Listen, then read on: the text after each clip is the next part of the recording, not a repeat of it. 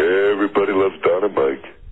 Literally. Hey, good going, guys. Got your headphones on. Everybody's ready to rock and roll? Ready. We're all here. All the faces. We do have an O'Reilly moment. Oh, good. Bill O'Reilly, and I've not heard this yet, just handed this by Johnny.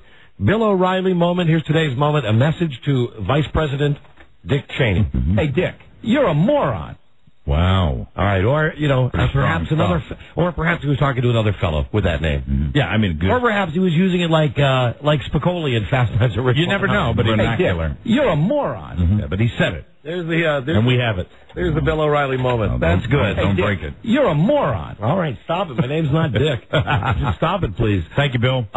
Respectfully. Yes. Leonard Goldberg has passed. Yeah. Leonard Goldberg, a.k.a. Tony Randall. TR. Yes, yeah. Mm-hmm. LG, also known as TR. Mm-hmm. That's too bad. Tony Randall. I hate to say this, but also known as FU. Oh, yeah, right. Felix Unger. Sure. Thank you. Yeah. Maybe the most famous FU of all time. Absolutely. Yeah. To a much lesser extent, LS.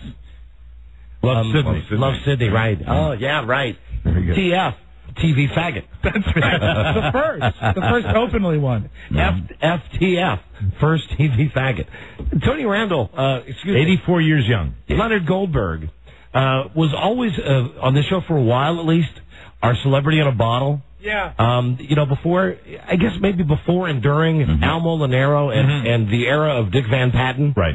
We really got in a hole. We could get Randall. We got Randall on his line one day where we just called his house.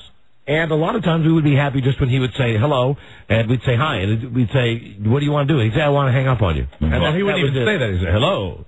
Click. Yeah. He was gruff. Wouldn't we have called Tony, this is Don and Mike. Well, hello. Click. Gruff but lovable. Yeah, and he knew we were calling.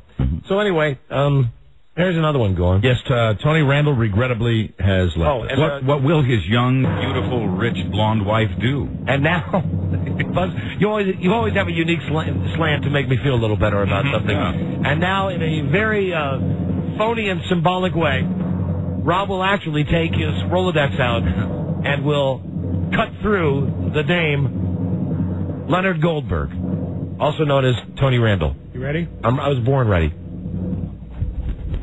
Yeah, it's no longer in the book. There you go. You happy now? Yes, right between Ritz Carlton and Rosie O'Donnell, there's an empty spot. There you go. TR. You happy now? There you go. I would have just changed the listing to the Widow Randall. Farewell, Tony. Happy's not the word, though. Enjoy your trip. Bye, Lenny. It's too bad. It's too bad. He's a good guy. LG. Funny man. Also, Ryan Seacrest. Out! Seacrest! Out! He's dead? Out of a job. Oh. His TV show got canceled. And I'm wondering, the girl that won, the girl with kaleidoscope eyes, the girl that won the trip to go out there. Hadn't she already been out there? Well, they'll probably shoot a few more, right? I think she was going out this week. Was it this week she was going out? Well, the tickets and she was going to say hello to Ryan from his gay fans, Don and Mike. Exactly. Big gay fans, Don and Mike. Anyway, I don't know if that TV show will be on or not. When did they make the announcement of the cancellation? Well, Mike, fortunately, I'm on idleonfox.com, so I get the alerts. Right. On my computer, like the weather alerts. Oh, no, it's an alert. They've canceled the Ryan Seacrest show. No, I don't know. I read it on some site today. I read it on CNN today. Well, maybe a little too much on his plate.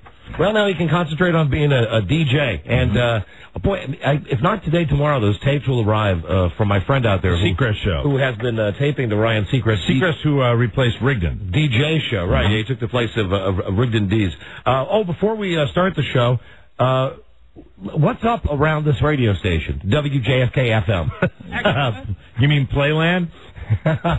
Now, before we get into this, yes. Did I tell you whose brainchild that piece of signage was? I believe you did, and I was kind of surprised. That doesn't strike me as the type of individual that would normally provide that kind of graphic design. Okay, we work in just an armpit of a building. From the outside, it looks nice. Looks very modern and very high tech. And even when you walk into the outer offices, we now have what is that?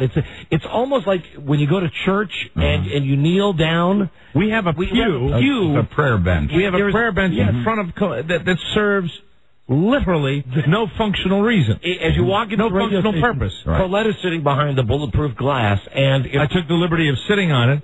Giving Colette much joy as I sat with my head really almost back of my head resting on her little window. Countertop. So picture this. You walk into this office, like a doctor's office or a dentist's office. There's a woman or a guy. In this case, it's Colette. She's all woman. Trust me. Sitting behind the window, and she opens the window. And then where you stand and you look down at her, and she's got all the phones and stuff in front of you, there's like this little bench.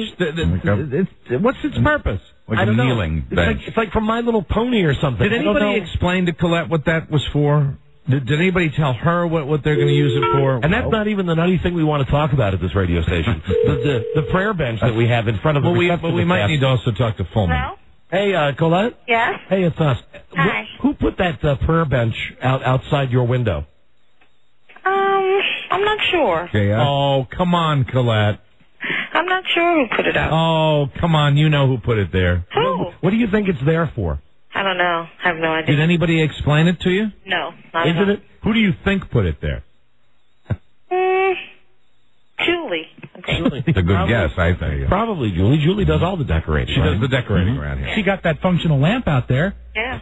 Throws off a lot of light. Yes.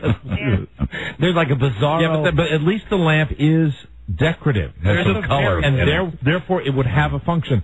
I do not believe the prayer bench is either decorative or functional. Has anyone knelt there, Colette? I did. Did you? In fact, I knelt there and crossed myself. Yeah. Did you like that Very sight nice. gag, Colette? Yes. Has anybody else commented on the prayer bench to you? Yeah, everyone has. What do they say? Yeah. They say it's fantastic? No. No? Okay. We got to find out what the mission was for that. Yeah. All right, thanks, Colette. You're welcome. Bye, baby. Bye. Bye-bye. That's Colette, everybody. Yeah. Director of First Impressions. That's right. Bring me off a piece of that. Amy. Yes, Don is mine. Hi, it's Amy, the girl who's going to be on the Ryan Seacrest. Oh, maybe show. she has been already. I'm still going.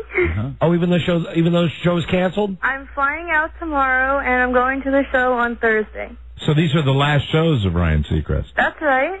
Wow, you're a part of something history. Did they call you to reassure you? Yes, they called me yesterday. And did they say, we're real sorry that his TV show's been canceled, but the good news is you're still coming out?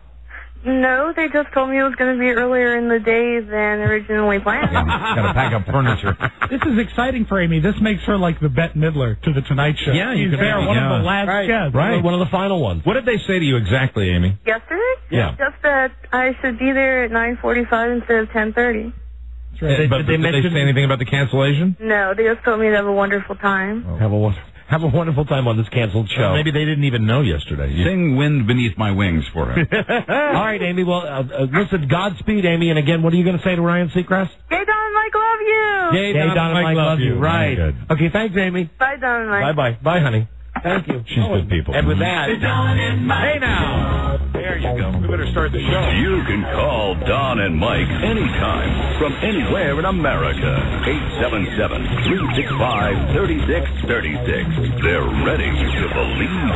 That's right. Hold on a second. Hi, Julia. Hi, uncles. Keep your space between you and them, Julia. Say uncle. Come on. Say it. It says hello. Based on a true story, he was a neo-Nazi with one true enemy. Himself. A man of faith, a man of hate, and a soul torn apart. Viewer discretion advised. That's my daughter. I know that's your daughter. Good girl. Good afternoon, Mr. and Mrs. Rock Hard 10. Yeah. And all the ships at sea. I know you think I'm going to say something about the Widow Randall. Yes. But I won't. All right. You've enjoyed their image as Like-em cookies. Now enjoy the good sound of Todd Geronimo. And there he is, the sweet-smelling Mike O'Mara. All right. Yeah. Forgot about your VO. Thanks for reminding me of Rob. Todd and Mike show us. Thank you for listening. Look how mad Mike is at Rob. Okay. Filed. Duly noted. Note to self. Don and Mike show new episode on this Tuesday. Come on, Tuesday. 05/18/04. Hi, Don and Mike. Buzz Burbank here. That's right. 4 months to my birthday. Just throwing it out there. It's never too early. Never too early. 1 month and 3 days to my birthday. 4 days. Very good. Okay, but that's like, you got to do it when it's a month before. And once you get into the 30-day period before. Well, your birthday's September 18th. You said you want a nice even number. Yeah. Sorry, I'm just getting my bearings. Like a month. After the whole BO thing. which is a lie. I was not even going to mention it. Well, he brought it up because he wanted it brought up. But did and I you not? are on my Did list, I, pal. Oh, stop. Did You I are not on my list. in the office? Did I not tell you I got uncomfortably close to your underarm? I checked. I And walked I in and said you Don were said he sweet smelled fellas. BO, and I said I have no BO smell, and I don't have BO doesn't. smell. Fellas, Well, I this said nose, sweet smelling. this nose don't lie. No, I would Mike- be willing. Mike I would walked be in the willing. room. Anyone you would bring in here, I would be willing to have smell me. I find it manly. How about your hand? How about your right hand? What do you mean? Have someone come in and smell your right hand. Don't Absolutely. do anything with it. Okay, right now. Because you remember what you did with that hand? Yes, I was checking my pits, No, and I do you checked remember- my crotch. Oh. You vigorously checked down there. Smell my hand. Listen, here's the thing. Smell my fingers. No, and I didn't mean anything by this. Mike walked No, it doesn't mean anything when you walk into the studio and the No, it first was in words the out office. of It your was in mouth the were, office. I smell BO. It was in the office. I've never had BO. I just Unless said- maybe I played a hockey game. I said, something like that. When you walked by, I didn't say, Yeah, what you said? You said BO. yeah, but not You right said away. BO and you meant it. But not right away. And then I went over to caress your head. Oh, God. Getting my This is pit the as close as possible. This is the gayest, the grossest thing. But because I wanted to prove to you that I'm it was sitting- not coming from me. I'm sitting at the desk. Mike has just walked by, and I mentioned, okay, there's an odor. There's something there. I have not only showered, I have not only put on deodorant, I have not only put on cologne, but I am wearing a fresh O'Mara's Restaurant and Pay t-shirt. Look around cafe. Whore, you whore, you whore. And Thank you. That I'm proud of game-worn it. jersey? What's that? That game-worn jersey? It's game worn now, Rob. It will be on sale. And you came over, and as I said, Yes. not a trace of odor. I know. I am a visionary. It's kissing Yes. sweet, ladies and Yes, gentlemen. sirree. It is fresh. Listen, the nose don't lie. The nose don't lie. You walked by, I smelled something. Right. I smelled something, and you asked me to identify the smell, and I said, without a doubt, it's the smell of locker room. No. No. Flash. No. I disagree. Not true. Not true. Not even a hint of it. B.O. I'm willing to take the test. Interesting. Bring them forward. Bring all the noses in here you want. There's And they no don't need need. to smell my pits. They can There's just no need. smell me. Mike, there's no need because now, let's be honest, we've not spent every second together. Right. How do I know that you've not gone and given yourself a quick Elvis shower? I did no such thing. My nose knows what my nose knows. Yes, and I do not have body odor. I'm telling you, I smelled something. Well, it wasn't me. It might have been your breath blowing back in your face. No, my friend. I know that smell. And the smell that I smelled was not that smell. And I would like to, I challenge your And nose. you because know what many that times is? there have Can I been- just geniusy. Sexy. That's what that breath is. No, listen, I know how offensive my breath is. No, I didn't smell your breath. But I'm telling you, I know how offensive it is. I rarely have ever complained about your breath. But I'm telling you, I know it's offensive. I work on it. I have never. I don't think we get kissing close. No. But I know I got the bad breath. I've never really experienced the Never bad breath. detected And it. I would not have mentioned it to you if I really hadn't smelled something. Yeah, well, it wasn't BO though. Okay. Because I have cologne on, and I'm freshly bathed. I wasn't even going to mention it on the air. Well, Rob brought it up. I said you smell good. You did not. Oh no, Rob actually confirmed the fact that I do not have BO. just wanted us to fight in front of a reporter, didn't you? That's what he wanted. That's all you wanted. That's what he loves. You love it when we fight, He Rob. enjoys it. You love it when we First, fight. that's my first greeting. Yeah. My first What greeting. kind of a today. hello is that? Yeah, no kidding. Yeah. Hey, and listen. No kidding. One day I get here on time. One day I'm punctual. Not early, not late, punctual. Right on time. Right on time. Punctual. Merry Christmas. And I should mention, worse than that smell. And I'll give you, if everybody else is hold on. What's worse than Mike? Hold on. Worse than that smell. Yes. Because there was a fleeting smell that went in and out of my nostrils, and Right. I'll give you that. Okay, maybe it was just something that came in with you as you walked through the lobby, and I know what I think it is. It's an unusual smell. It is a brand new shirt, and it smells new. However, this is undeniable. It's not laundered. It's out of the box. This is undeniable. And I'm sorry, Rob, this is going to be friendly fire. I have to go to you because you jumped right up to Mike when he started to say you sold him out. You bastard, I say that there's nothing grosser than watching your big Fred Flintstone feet if you take off your sandals to tell us why you have the best made sandals in the world. You know what? Birkenstocks, of course, Birkenstocks. Mike has always said this, is that if you want to know something, is that I like my products. Right. And I will sell my products. And Mike bought some Beeline, whatever. I'm sure they're fine. These are Timberland. Sandals. These are perfectly Timberland, good. it's a solid and they're brand. more modern than those Fred Flintstone shoes Sure, you're wearing modern there. like a jetpack and almost as useful. Because look at this. This is a design. I want to show Don't do it he's again. taking them No, off. don't do it again. Look at the soles. Shut down the soles. These are almost new. Look at the toe imprint. You know what size these are? These are a size 65 because they're German. It's true. They start When Rob took it off, piece of cork. I said, I swear to God, it looks like a corrective shoe. It's so big. How many Well, trees died? So it's so big. In a way, Cork, it is. bud. Made out of cork. Right. And what they do is they carve out the proper shape for your foot. I Meanwhile- can't wait for the weather to get mild. Meanwhile, while he's saying this, that big Fred Flintstone foot is just flopping all over the floor. That's true. It does look a little like a ham, but if the foot was any smaller, I know I'd fall down all I the remember time. when he got those. Remember those toes when he came in with the things on his toes? Oh, yeah. the little bags.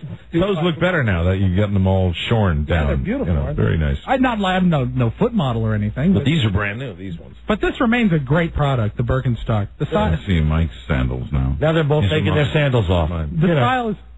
And now they're Oh, both no. smelling their own shoes. Well, these are brand new. Why don't we just get the DVD box set of Will and Grace and have a party? We'll get you guys some princess phones. It's, You can Arizona. You can smell each other's I shoes. was about to say this is a nice American-made product, but I'm afraid I cannot say that. After Reading Riddle made in China. You can lie to each other about the existence or non-existence of body odor as you smell each other's shoes, which says to me that perhaps maybe your sense of smell is a bit skewered. No, I'm getting a good smell off this. Believe me, I can smell. Skewed or skewered?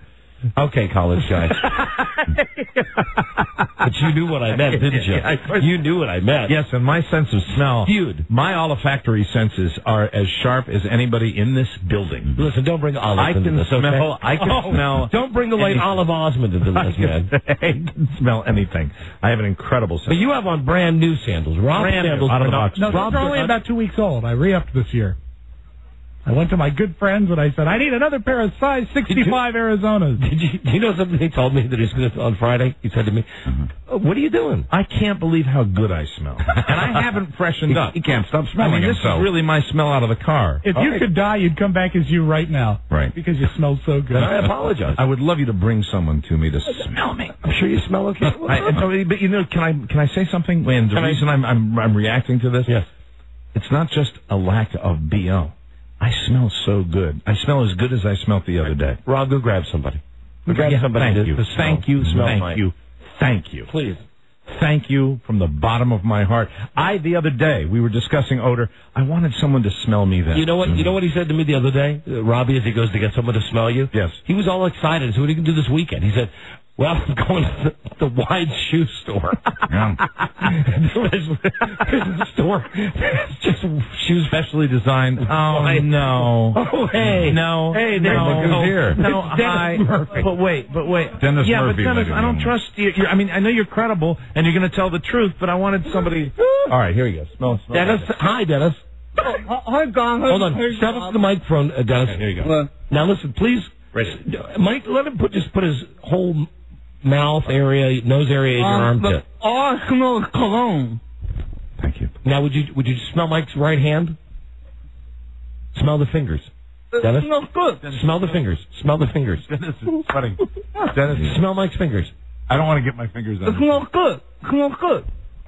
I saw where those fingers were about 25 minutes ago. So did I. Would you like to get anyone else? No. Because it is Dennis. Okay, all right. No, I give. Uncle, okay? It's Dennis. Uncle. And Dennis, besides, Dennis just came from the bathroom. Dennis is curious if he should leave or if he should sit. You have a seat, Dennis. Welcome, Dennis Have a Murphy. seat. Welcome to the show. We're jam-packed today. Oh, besides Dennis Murphy, also coming by, funny man, and he really is, Frank Caliendo. Man, From Mad think, TV. You know, I said this before. I think this guy is the best in the business. So anyway, As far as impressionists go, and I mean the best in a long, long time. he's good on Mad TV. He's good on that NFL show with those guys.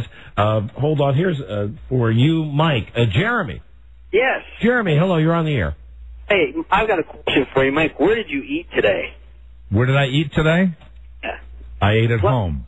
A lot of times, go out to eat, you can come back smelling like a stinking rotten armpit, and you may be being falsely accused. No, there is no false accusation here. It's simply all right, then. Simply an error. What kind of restaurant would that happen in? An error.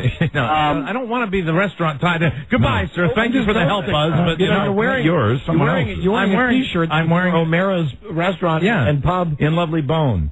And that's the go. color. It's a bone Dude, T-shirt. you changed it. We have them in bone and green. How about this? You come out with a new line of shirts. Be O'Mara's. Okay. Jeez. Wow. That chicken fingers? It smells like chicken. Really? Yes. The shirt smells like chicken? No, your fingers. Your fingers smell like Chicken fingers. Yeah, No, I didn't have chicken fingers. Not chicken you're smelling. No. Shut up, Dennis. Oh. State's witness might be turning over to the other side. Of course, I knew he would anyway. I mean, you know. But chicken fingers. Okay, Dennis. Okay, Mike. Right. Okay, Dennis. All right, so thank you, Jeremy. Thank you, Jeremy. Goodbye. Goodbye. Goodbye, Jeremy. So here he is, Dennis Murphy, everybody. Yeah. Remind me, we want to talk about the WJFK Players Club. Yeah. This is something even weirder than the prayer Thank you bench. for giving me a tour earlier. Even weirder than the prayer bench out front, the receptionist area. But it's more evidence that this place is going insane. Yeah. I mean, not only are our prices insane, but seriously, everybody that works here is going in freaking sane. Absolutely. Hey, what is Julie's number? I'd like to ask. Number 1. What's her number on the book? Come on. Yeah, because I want to ask 451. the prayer bench. Okay. Let's just check out. Why is there a prayer bench outside? Julie Fullman is the sales manager and the director of all things that are Barbie related. Yes. Thank you, Buzz. Barbie related. Let's find out. Is she in the building? Has she still got her car parked that crazy way, Buzz? No, she straightened that out as soon as she got back into town. When she got back from the decorator store? Hey, this is Julie. I can't get to the phone right now. Please leave a message on your number. Dennis, ask her what's up with the prayer bench. I'll record your message at the tone. When you're finished, hang up or stay on the line for further options. Hi, Julie. This is Dennis. No, start now. You wait for the beep. Hi, Julie. This is Dennis. What's up with the prayer bench? Don and Mike would like to know. Thank you. Thank you. You're welcome. Well done. Say thank you. Say thank you. Thank you. Thank you. Thank you. If you'd like to add to your message, enter 1. To listen to it, 2. To re-record. Here we go. No, start now. You wait for the beep. Hi, Julie. This is Dennis. What's up with the prayer bench? Don and Mike would like to know. Well done. Say thank you. Thank you. Thank you. You idiot. If you'd like to add to your message, enter 1. No need. To listen to it, I just 2. did. Just to send it. re-record, enter pound. No, just send it. Send it. Send it. Pound. Pound? Yeah. You've reached the WJFK business office. Thanks, Smarty Jones. So anyway, I'm sure the message is there. Yeah, and we'd like to find out because there's no real reason for it. So remind me, the Players Club is even nuttier than the prayer bench. Players Club, baby. But Dennis Murphy is here because he has a partial report on what happened when he went out to California to be on Spike TV's. Right. What's the name of the show, Dennis? Polish 04 Skunk Award Show. What? The what? Polish. C-O-I. Polish 04. Taurus. Taurus. Yeah. 04 Stunt Awards. The Taurus Stunt Awards. Yeah. Polish 04 Skunk Award Show. The Taurus 04 Stunt Award Show. Yeah. Very good. Like TV. So you represented the Don and Mike show at this nationwide deal. They had a lot of DJs out there. It had DJs, it had television, and it had a lot of foreign press too, like Germans, Belgians, Africans. There was a whole bunch of foreign press there. Now, I bet that there were a lot of DJs who got this invitation. They wanted Mike and I to come out there and participate in whatever, like where you tie two legs together and and then do an interview with Kevin Nealon. Yeah, and then you're pretending that you're driving. Bill Paxton. Bill Paxton. Yeah. You pretend that you're driving and you put you through some fake stunt school. Were there a lot of jive DJs that were into that? Of course, there were a lot of jive DJs. I was the only normal guy there. The only normal guy. Now, did you hang out with the DJs? Say that again. I hang out with the DJs. They look good. I met the BUS disc jockey who carries the show in Buffalo. The Buffalo disc jockey? Yeah. Okay. His name is JR. I met him. I met this beautiful lady from Chicago. That almost might require a replay with Isolation. With Dennis saying, I met this. I've never heard you react quite that way. Yeah. It's a combination of excitement, sexual excitement. Yeah, it was like a radio excitement. He's sweating a lot. Bull. He's got a lot of saliva coming out. It's the excitement of the awards snow that he was just at. Oh man, I fell asleep in the middle of the award show. Really? The awards snow. Right in the middle of it? You got it, Rob? All right. Hold on one sec. Oh, we got to do it on CD? Yeah, because that's... Sorry, I shouldn't have brought it up. Don't worry about it. Anyway, Dennis. Yeah. Dennis, so when you're out there with these other DJs... Oh, you got it? Here it is. Okay. A Belgian, African, there was a whole bunch of foreign press there. Now, I bet that there were a lot of DJs who got this invitation. They wanted Mike and I to come out there. Right. Bill Peck. Even that you driving... Oh, where's the spot? Some fake stunt school. Were there a lot of jive DJs that were into that? Of course, there were a lot of jive DJs. I was the only normal guy there. Here we go. Normal guy. Now, did you hang out with the DJ? Let's stop that for a second. Now, let's apologize to from 92.9 WBUF, who I'm sure is more normal than Dennis. Yes, he's the jive disc jockey, as we all are. But sir, whoever you are, right? Whoever you are, what's his name, Dennis? JR. That's a good station in Buffalo, 92.9. You're a better person than Dennis Murphy, JR. Way to go. Here we go. I just didn't discuss that. Wanted to get his feelings hurt. He understands. He understands. I think so. JR understands? Yeah. Did he rap with you about Buffalo? Matter of fact, I cut a line for the show, for your show. And you met a hot babe out there? I met a hot Chicago babe. Here you go. Here's where Dennis said it. Hang out with the DJs? Say that again. I hang out with the DJs. They look good. I met the BUF disc jockey who carries the show. Where's the part you wanted to hear? His name is JR. I met him. I met this beautiful lady from Chicago. All right, back it up a little. That is worth it. That must have really been pretty. I thought it might be. That's really. I thought it might be. Play again? Yeah. Okay. Jockey who carries the show in Buffalo. The Buffalo disc jockey? Okay. His name is JR. I met him. I met this beautiful lady from Chicago. I met this beautiful lady. All right, one more time, please, Rob. There were no words. I met this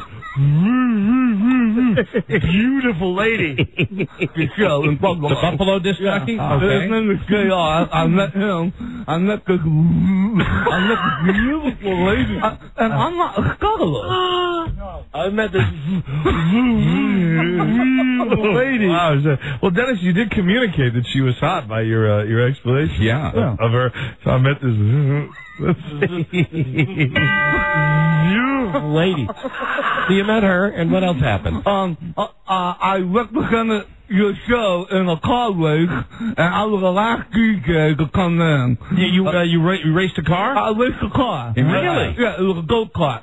Oh, a go-kart. But it was it went up to 75 miles an hour. Now, listen, no offense. Didn't they give you like a handicap? But because you only have one arm, one hand?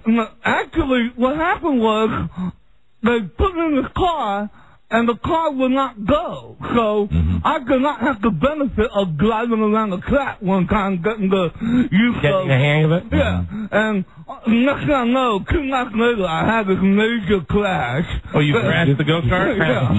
Crashed you know, like it took me like 10 seconds to catch myself again. Yeah. And I did not complete the race. So you crashed the car. How were the people from Spike TV? Were they okay that you crashed the car? I didn't care. You know, they just wanted to make sure I was okay. And but again, he didn't complete. Did you have a good time in California? Oh yeah, it was a great time. Matter of fact, right after I got off the phone with you, yesterday, I went to John Wayne's footprint and handprint. I put my stub on his handprint. You put your stump in the Duke's handprint? Yeah, and RJ has a picture of that. And right. we'll get Raymond? that to you. Wait a minute, Raymond was with you? Yeah, Raymond was the sound guy and the picture guy for me. Oh, Raymond traveled with you? Yeah. Mike Butler? The butler. My butler went out there with you? Raymond called me a couple of weeks ago. Say hi for me, will you? Okay, hey, Raymond, like say hi. I mean, when you see him again, something with effort. Okay. You put the effort, Dennis. You put your stump on John Wayne's handprint. The hyphen, Webster's dictionary defines, is a symbol used to divide a compound word or a single word. Amen, brother. It seems to me that when a man calls himself an Afro-American, a Mexican-American... Hey, you Afro-American. Italian-American, Irish-American, Jewish-American. Hold on, what he's saying is... What's he saying? I'm a divided American. Hey, you Irish-American. Divided American. John, we all come from different... Well, we all came from other places. Different creeds, different races. What is it you like about John Wayne? You know what? The first movie I went to see was 9 years old, and I saw Hellfighters. And that was the first movie I saw in the theater. So John Wayne was bigger than life for you? Yeah, for me. You know, I love his acting ability. I love when he got smushed by those two crackers in Hellfighters. It's Dennis's link to the golden age of Hollywood. Yeah. Is he handsome? Oh, he was handsome. The harm a line has done. A simple little line, and yet as divisive as a line can get. A hyphen. A crooked cross the Nazis flew, and the Russian hammer and sickle, too. Oh, my God. Sad that you know it by heart. He was that racist. Oh. Well, he's not really being racist, Dennis. I mean, he's talking about how we're divided as Americans. What he's doing, he's saying what we all really think. He's saying that we're Americans. Isn't it true? Same a hyphen in the lives of man. You tell him, Johnny. These could ever fan the flames of hatred faster than the hyphen. The hyphen. The hyphen. The hyphen. Dennis, how did you feel when you first found out John Wayne was gay? He was gay? I didn't know that. Hey, all you Afro-Americans, all you Jewish Americans, all you Catholic Americans, Irish Americans. Right. We have to break. Dennis, let's see, you're back. Now, what about the tape recorder that we sent you with? When will you have that presentation ready? RJ will drop it off tomorrow. All right, so how about let's see you in a couple of days. Okay. With your tapes. Okay. And who did you get to tape? Did you tape anybody famous when you were out there? God, Mike, there was nobody who walked out. But Burt Reynolds walked by with his son Quentin, but... Burt Reynolds? Yeah, Burt Reynolds. That's a big star. And he snubbed us. You know, that's Burt. And also, Sarah Michelle Gellar walked by, and she snubbed us also. She snubbed you? So, what are the tapes of? It's just the red carpet with Rob Patton, Kevin Nealon. Bill Paxton, you mean? Bill Paxton. Yeah, and Kevin Nealon. Oh, were you actually... And then Christina Loca for T3. What? Come again? The babe from T3. Right, Terminator 3. Yeah, okay. yeah. All right, we'll get that tape. I'm glad you had a good time. So you did not make it on to the final cut for Spike TV? But we won't know till May 26th. Oh, okay, so we'll know soon, though. Yeah. I think we know. But what do you think, Dennis? You crashed the car against the other DJs? What do you think? Hey, I'm right. Who knows?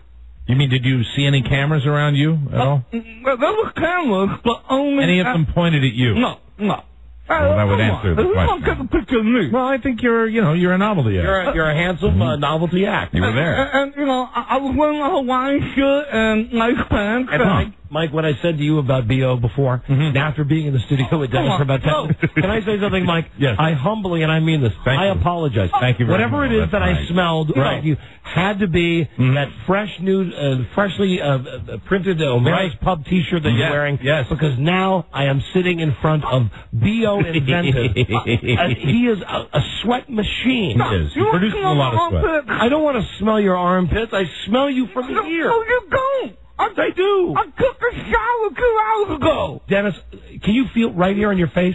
Can you feel this other side? Other side. Over here. John, in fairness to Dennis, that might not be coming from the pits. It might be coming from the breath. No, but I'm saying look at all the sweat on his face. He's got a lot of sweat, but, if you did a breath check on Dennis, I got it when he was smelling me. No. Yeah. My breath. Your breath is rotten. Come on, like, Your breath, and I would be willing to, if anybody wants to take the breath test. Right. I got this guy over here. I was licking, Would you like to get on a the breath whole check? time. No. Why did you just get a hammer and hit me down there? Hit me as hard as you can. Right. No, I don't want to do that. Is there anybody that wants to? Let's see. What about Joe or Alex? That's Alex. Alex is a young broadcaster. It's kind of a hazing ritual. My breath is fresh.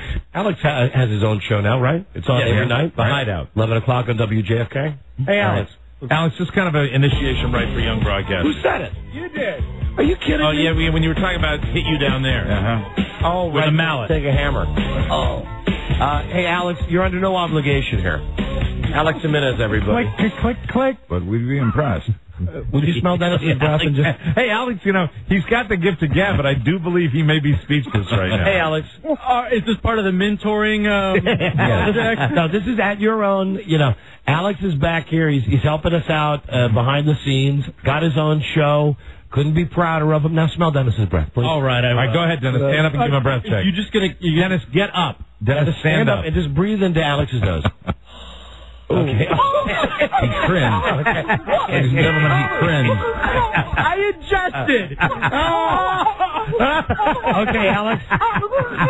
Still making faces. I adjusted like hot, nasty. Thank you, Alex. Thank you. Adjusted it. Alex, help yourself to a bottle of that effing vodka up in the office. Way to go. You got a bottle of vodka out of that. Please there you go. do. All right. Thank you. Thank you, Alex. Thank you. That's Hefe. Good job.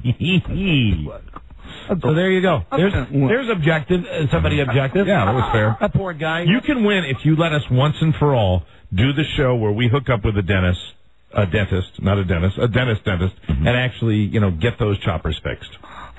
The only choppers that are bad are the bottom three. The bottom three? Well, that must be the source. Try the bottom 10, the bottom 12, the bottom 17, the bottom 38. The bottom 40. Yeah. The back 40, the rear 40. Right. But you know what? We want to help you. The password is Da Vinci Veneers. Yes, it's like the swan. I've been thinking about it, and I've been getting a lot of comments about, what's wrong with your bottom teeth? And I'm looking, I'm feeling, that I gotta do something, cause maybe that's why. Can't we make that happen, I would think so. And Dennis, you really want, if you're going to replace the bottom, you're going to want to replace the top too. The top's a good though. Well, don't want them to not match. The top It's looks like two different podcasts. With a mallet. Dog teeth. Your top teeth. Aren't they pointed? No. No, look at the top teeth. Rob, look. 1, 2, 3, 4 from the right. Look in there, Rob. Look in there. Yeah, they're not perfect. And what we could do is we could get you perfect teeth. I think if we get him a like Ed consult McMahon. with a dentist, we can really get it I done. think so. Get you some nice Regis Philbin. Okay. Anything to improve my smile. Right, absolutely. I can smile, but anything to improve my appearance. When we finish with you, you'll look like Tony Curtis. Absolutely. Okay, Tony Curtis, that's fine. Now, that's a makeover. That's a makeover. Dennis, congratulations on all you achieved when you were out in Hollywood. We look forward to hearing your tapes in a couple of days. Thank you. With these celebrities. And anybody you want to thank? I'm not going to thank you. No. The sponsor. Who's the sponsor? I'm not going to thank Spike TV. Spike TV. And I'd like to thank the Infinity lady who... The Infinity lady who you don't remember? Her name is Kara. Or Karen. Kara or Karen. Kara or Karen. Yeah. And then, also, I'd like to thank... I'd like to thank... Let me just say that. Who's the guy in Buffalo that you mentioned? JR, you should be feeling real good about yourself right now. I mean that, dude. You should be feeling so good about yourself. Absolutely. Normally disc jockeys are made to feel like we are we're one level below clowns. Absolutely. We're the lowest on the showbiz heap. So, JR, congratulations. You got a trip to Los Angeles, and guess what? You, unlike all the rest of us disc jockeys, you were not at the bottom of the barrel because we sent you, Dennis. And I'm not going to Chuck Woolley for letting me take this picture with him. Chuck Woolley, but you didn't get him on tape. No. Well, but by the way, they know how to throw one hell of a Hollywood party. A great Hollywood party. You went to the best one you've been to? You can have all the food you want, all the strawberry ice cream you want. All the strawberry ice cream. Those stars. Amstel Light. Amstel Light and strawberry ice cream. We were there for 6 hours. Christmas. 6 hours. It was wonderful. Now, on your on your fluctuating weight scale right now, where are you in your opinion? Are you up on the upper end or are you on the lower end? I'm like 254.5, according to my digital scale. What's your highest that's ever been? My highest is 260, so I'm fluctuating pretty close. with that. Hello, Chuck Nullery. Chuck Nullery? Chuck Woolery. Chuck Nullery? No, Woolery. He got it. He's got that one. Russian hammer built a wall. Sorry. No, we don't have to dump anything. No, he set off the alarm because he said the mallet word again. Guys, you made me think that there was like a nasty word. Oh, I'm sorry. I had the delay right away. It's just John Wayne said hammer, and that's why that. By the way, Dennis, he wasn't really gay. It was just a joke. Click. He was straight. Okay. Straight John Wayne. in here. Liberty Lies. Can't you all? It's up to you. How much ice cream did you eat? Used as a bridge, it can span all the differences of man. Be free in mind and soul should be our most important goal. Then I had this glazed cookie. And then I had these chicken fingers. Mean. And then I had around, it was clouded coat. I got 2 beers at a time. And how many beers total do you think you had? I had around 8 or 9. Anybody might find a world where there's peace of mind. Me and a couple. Men are equal. How do you not love this man? Perhaps you've all wondered what it might be like to go to hell. Perhaps you've done something in your life and you thought, no, you know what, it's okay. Hell would be okay for this. Well, just imagine that. You're in a room and that's all you hear. Rob talking to Dennis about ice cream while John Wayne goes on about the hyphen. Shoot me now. Okay. Dennis, get out of here. We'll see you in a couple. Thank you, Dennis. DennisMurphy.com. Of course. One Hand, One Heart is still available. That's one hand, CD. That's one hand, one heart. And I got you copy, Rob. Oh, great. Thank you. Okay. Bye, Dennis. See you in a couple of days. Bye, Dennis. With the Hollywood celebrity. Thank you, Dennis Murphy. There he is, back from Hollywood. We sent him out there. He's the emissary for our show at Spike TV, and he made it here on time. Very good job. Well, he's all about effort. He is. He did a great job. Mm-hmm. And boy, oh boy, does he stink. I'm sorry I said that about you, Mike. Well, the Hefe got the little breath check there. Wow. Poor Alex. And Alex, thank you for that. That was sacrificing yourself for our show. Because I don't believe Joe would have done it. No. I think Joe has enough tenure here that now there's no chance I don't need to do that anymore. I wouldn't do that in a minute. Oh, yes. Here's a plug for Dennis's album. Oh, good. One Hand, One Heart. Love will keep us together. Well, that's when he sang it with the girls. Some sweet talking girls Seacrest, out, please. Seacrest, out. Seacrest, out. Out. Seacrest, out. Out. Shut up. Out. Stop it. Seacrest, out. Seacrest. Stop it. Out. Out. You can still get that CD? Yeah, it's available in stores. Okay. Rob has this copy that Dennis autographed for him. There it is. Oh, that's nice. He autographed it today. Rob, I love you, and please enjoy One Hand, One Heart. Love, Dennis Murphy. I forgot that Dennis's solo effort is not really a solo effort. It's singing with a girl. It's duets. A girl from Iowa. God, man, we're late. Hold on. Stay there. What buzz? Oh, it's just that we're late. We got a break.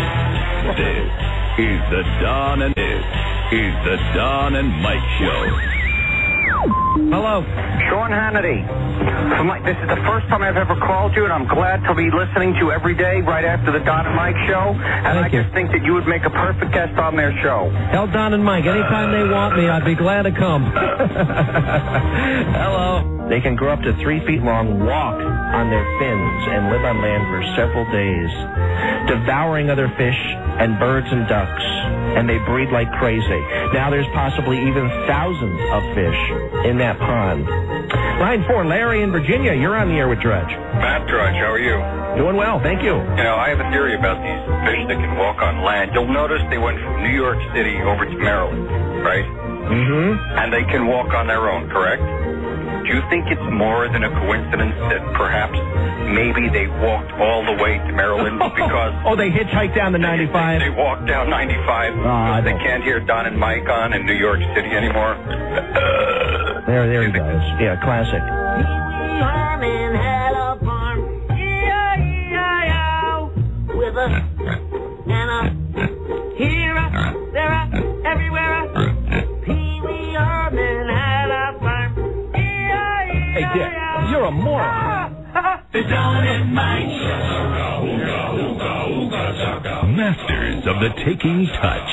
Don and Mike. All right, now we're back. I can't stop feeling. Yesterday, I don't think we devoted enough time. There's a couple of things here. Sopranos and Troy. Sopranos, did we spend enough time? No, we didn't talk about it at all. Yeah, we were talking about, I was very briefly mentioning Tony's dream I hated show. it. I hated it. As did I. If I want Twin Peaks, and I didn't want Twin Peaks, right? I find it impossible not to sing along with the song.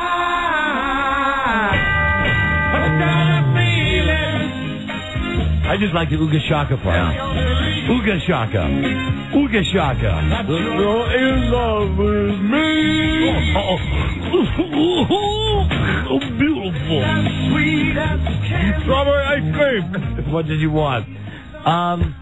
If I wanted that, I would watch Twin Peaks. If I wanted to see a movie that had, or a TV show that had a dream sequence that lasted something like, what was it, 30 minutes? It was almost 3/4 of the show. Yeah. And incidentally, it's very Larry Sanders-ish that the show is scheduled to be on for an hour. By my watch, it was over at 9:47. And whenever I see this, I might have mentioned this yesterday, but I'm not sure. Whenever I see a show that's a dream sequence show, I think it's the producers really kind of coming up against a brick wall for ideas, and they decide to slap this stuff together where it doesn't have to make sense because you really don't have to have a storyline. And I understand both sides of the story, that on one hand, if you've watched The Sopranos for all 5 years, then you knew who the characters were, and maybe you would get a chuckle out of it. If you didn't, I don't know what the hell you thought. You know, as somebody who has watched that show forever, I still didn't track. I forgot who the guy was that was married to Annette Bening. I forgot that he was the cop. That's William Hurt that jumped off the bridge. Right. He was in the whorehouse with Tony. Yeah, I mean, it's just, and some of the guys in the car, everybody remembers Big Pussy, but as far as some of the other people, it just was a little weird. I don't know. It's not The Sopranos. And even when they do the stuff where they try to show you that Tony is got all of these anger issues and why he has the issues, and I've told you before, I think that they've dumbed that part down. Right. Where in the last couple of weeks they made it so apparent, right. Even a tard would know, okay, Tony has problems from the way he was raised with his parents. But then in the next week, it's like someone went down the rabbit hole with Alice, and all of a sudden you got Tony driving around in a car, and you've got him in bed with Carmine, and I just this is on a mafia note, and all the stuff that I've read about the mafia and the movies I've seen. When you're going to do a mafia hit, when you're outside of the dream sequence, I don't think you do it the way they do it. I don't think you actually just take a chance that nobody's going to be driving by on a regular public street, cause a fender bender, and then in the middle of the street strangle the guy. I don't think it happens like that. I think you take a guy. Crime of passion, Mike. Maybe so. You know what I mean? Maybe. But it wasn't. It was a hit. It was supposed to be a professional hit. Strangle him, hit him, and shoot him. Yeah, you hit him, you strangle him. You take the chance that he's going to, go quietly into the trunk of that car. That didn't make a lot of sense to me. And in the early days of The Sopranos, are you talking about that beautiful red car? That beautiful red car with the big tire on the back. Yeah. It just seems to me that they were more true to the gangster stuff in the old days. Well, anyway, it's a bit too new agey for me. They're going to whack a guy like that. They're going to whack him like in a bar after hours, and they're not going to do it in the middle of the street. I knew you'd hate that episode. Also, yesterday, why did you know we'd hate it? Well, you especially, but both of you. I figured we all would because of the dream sequence. Because you don't like the psychological stuff. Well, I don't mind it. Just don't beat me over the head with it. Right, which they did at that length. I understand what's going on. And when, I get when Melfi's not in the chair and it's the girl with the Mercedes girl. Right. And, I get all the references. Right. But please, if I want to see, here's a perfect example. I want to see Christopher's girlfriend in her underwear more. If I want to see weird stuff like what they were doing, that David Lynch type stuff, I'll rent the movie Mars Attacks, where they take, what's her name, Sex and the City? What's her name? Sarah Jessica Parker? Yeah. They take her head and put it on a poodle's body. If I want to see something esoteric like that, I'll watch that. I hate that movie. I'll watch that. Can't stand that movie. Now, hold on a second. Hello, Don and Mike. Stand that movie. Hi, Tony. How you doing? Hey, Don and Mike. Hello, Mike. Hey, there's a precedent. Hi, Don and Mike, radio guys. Howdy. There's a precedent that's already been set. It was visions that Tony had when he got the food poisoning that allowed him to know that Big Pussy was the one that was informing on him. Oh, when Big Pussy was the fish. Exactly. Right. And he had those weird dreams. This is not the first time the weird dreams have ever. Yeah, but hold on. This was a 30-minute weird dream. It was. It was a little extended. But when they're sitting at that dinner table and they start talking, that John Hurd character and Annette Bening start talking about their son and about how worthless he is, and they never think he's going to amount to anything, that kid becomes AJ. Yeah, right. Yeah. And again, I get it. I'm not a psychology major, but I get it. Well, I don't want to think that much when I'm watching The Sopranos. Right. Bingo. I really want to relax and have it happen. Tell me a story. Bingo. Mm-hmm. Don't put me into a dream. They definitely need to mop it up more. Absolutely. There you go. Hello, Don and Mike show. My brother. You want to make that show better? I'll give you a three-word fix. Watch the show, make The Sopranos better. King of Queens. Every week they tell a story. It's universal. And it's in a nice little package. Hello, Don and Mike show. Hi, Matt. Actually, the two cool parts, actually, Sunday, I should say, was when the girlfriend caught on fire. No, we're all agreed that was fantastic. Yeah, and the of course the Asian call girl, like wow. Yeah, that was quite a little peek we had at her, wasn't it? Mm-hmm. But now, was that in the dream as well? No, I think he really. I think when he was at the plaza, I think he really did get a visitor. I think he called for a visitor. Yeah. And then he went to sleep after that. When he woke up, the call girl was gone, and it was Carmine in the bed. And didn't that start the whole dream? What? A TV. I don't know. It was weird. He was watching the TV, and there was a commercial for the call girl. Do you remember that? Yeah. And why was there all that stuff like when he's in the house with Carmela, and then they're looking on the TV, and they're on the TV? Yeah. What come on, what mixed message are you trying to send me? I don't think it's a mixed message. I think in that segment, what they're trying to do is they're trying to make it as dreamlike as possible, which I hate anyway. Who dreams like that? I do. Do you really? Yeah, I do. I dream that I'm. I've had dreams where I'm talking to somebody and I look at the TV and we're on the TV too. Oh, really? Yes. Yeah. I wouldn't know that. I don't dream to such extent. Oh, forget about it. I don't know. No, but I don't remember the dream exactly, but it was Channel 596. Oh, okay. Yeah. $12.95. You buy 5 channels for Channel 593. Channel 596 is 3 up from Channel 593, and it's what you pay that $12.95 for. Amen. Because the other ones before that are ATOS, Taste of Spice. Yes. Oh, I call it Atmosphere because it's ATOS. Playboy, and then you get Platinum. Platinum. Pure Platinum. Yeah. Which is usually where I linger. Or the Hot Zone. DirecTV is the best for porno. Is it the Hot Zone or the Hot Net? They got Hot Net. They got to bring down that price though. $12.95 for 5 movies. When face it, you're only going to watch them for 3 or 4 minutes. And I don't want the .com thing. Have you ever seen that when they have that going on? No, what's that? Where where you go on one of those channels and it's like an internet site that's up there and they just have a person performing. Oh, you can direct her. Yeah. I guess if you're on the computer. Is it webcast quality or? Yeah, I probably wouldn't like it. Bill O'Reilly? I'm not a beautiful lady from Chicago. I'm sorry. You have it isolated now. I thought it was this one. Hey, Dick, you're a moron. Right, hold on. I'm not They'll go together. Lady from Chicago. Hey, Dick, you're a moron. They work nice together as a package. They do. Okay, so that's The Sopranos, right? Everybody got their 2 cents in on that? Yeah, I hope it picks up next week. Troy, yesterday, you made me write this down. Do you want to debate whether Troy will be a smash or not? Well, yeah. I feel like if you're saying smash, I'm willing to debate you on that. I think it's going to be a disappointment for the producers, and I think it's. Who cares about the producers? Just the bottom line. The bottom line is it's not going to be a smash. I think it'll be a smash. It won't be a smash like, especially with Shrek coming out. It won't be a smash like Spider-Man 2 or like Shrek or like Gladiator, which is the same genre. Right. It won't be as big as Gladiator, and it certainly won't be an award-winning movie like Gladiator. No, obviously not. Anything with Brad Pitt. What I had said, and I don't even know if I said this yesterday when we were having this debate, the reason I don't think it's going to be a smash is that although Brad Pitt is a movie star that women want to go see, Brad Pitt is not that kind of movie star. Mike, Brad Pitt is great in Ocean's 11 where he plays the little Weasley guy. May I just tell you, women want to be with him, and men want to be him. No, see, I disagree. I don't think he's that kind of actor. Just kidding. I know. But I think and when he said it's like, he's got a little guy's voice. There's a bunch of dopey women out there. I'm just saying. I will lead you to freedom. Don't underestimate the dopey women. Okay, whether it's a smash or trash, I think, when did it make its first weekend? 46 million? Right. Now, it goes up against Shrek and some other stuff. I bet the movie ends up making over $100 million. Oh, but movies like that with the market, are you going to include Europe? No, just domestic.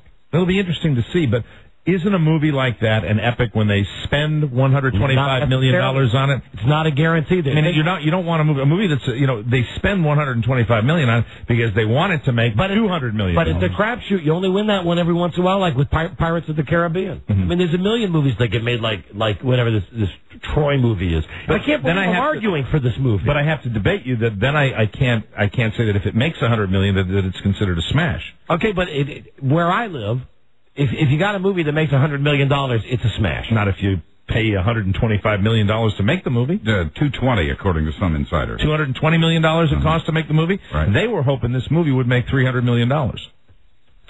I think it's a smash. You're not. It's no fun when your heart's not in it, and I can tell your heart's not. You don't like arguing for Troy. I found because you're not. You know why? Because you don't believe what you're saying. No, listen. Here's the thing. I believe it's going to be a hit movie. I believe it's going to be a smash movie. But you're a skilled bonesman. But I will tell you that I don't think you start talking about international gross and what it's going to do against. I brought that in only to try to help my woeful argument. You've brought that in before. Like the overall here's the numbers. Thing. Here's my only point. You got a movie. I don't care if it costs $5 billion to make. It made $48 million in 3 days. It had got to be a lot of schmucks out there. If they even get half that next week, that movie's going to be near $70 million, and it won't be long until it gets $100 million. And over the summer, over the year, there's probably only 10 or 11 movies. I think it'll make maybe more. It might make some more money when it comes out on DVD. I'm just talking about in the theater. To make, if that still is not the barometer of what makes a hit movie to make $100 million, I don't think it is.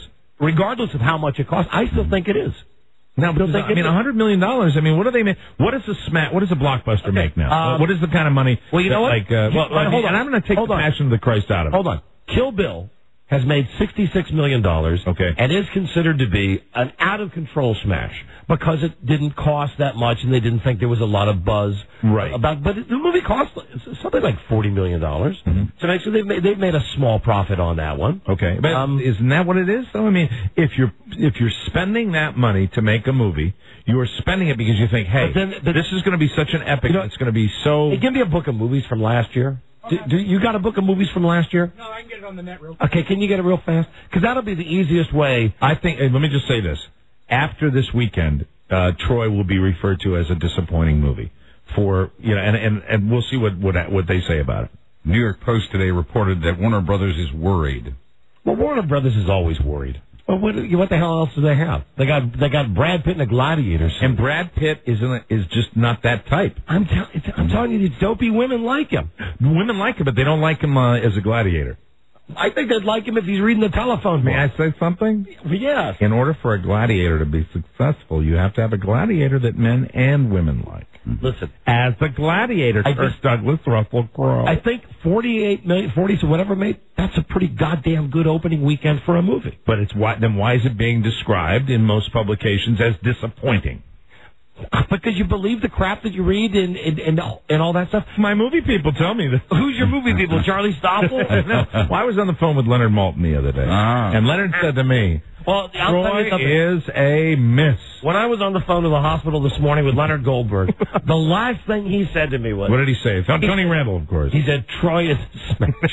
Stick to your guns in this argument. Didn't he say that he wishes he could be in the movie Troy? He does. As Brad Pitt's father. He does. As Achilles' father. Listen, I don't know. I think it's a heel. I think Achilles has a heel. I'll say uncle on that. Okay. On the Troy thing. I don't know. If we're going to argue about if a movie's going to be a smash... cotton picking smash or trash.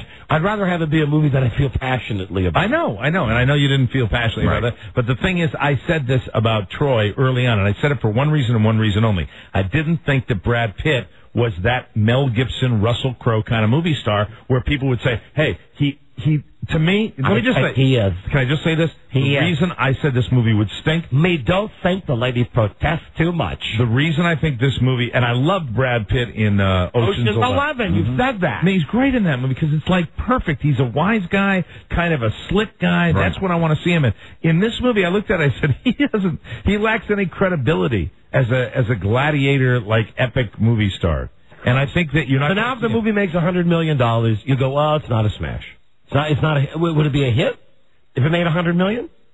Regardless of the cost? I don't, because they put so much marketing into it. Have they really? I mean, I don't think a lot of ads. I don't think that they've marketed this movie. That's usually how you can tell if a movie's having trouble. They get test audiences and they put that. Okay, and listen, I read Entertainment Weekly too. Okay, right. And there have been as many ads for that disaster movie that's coming out. That is going to be a blockbuster.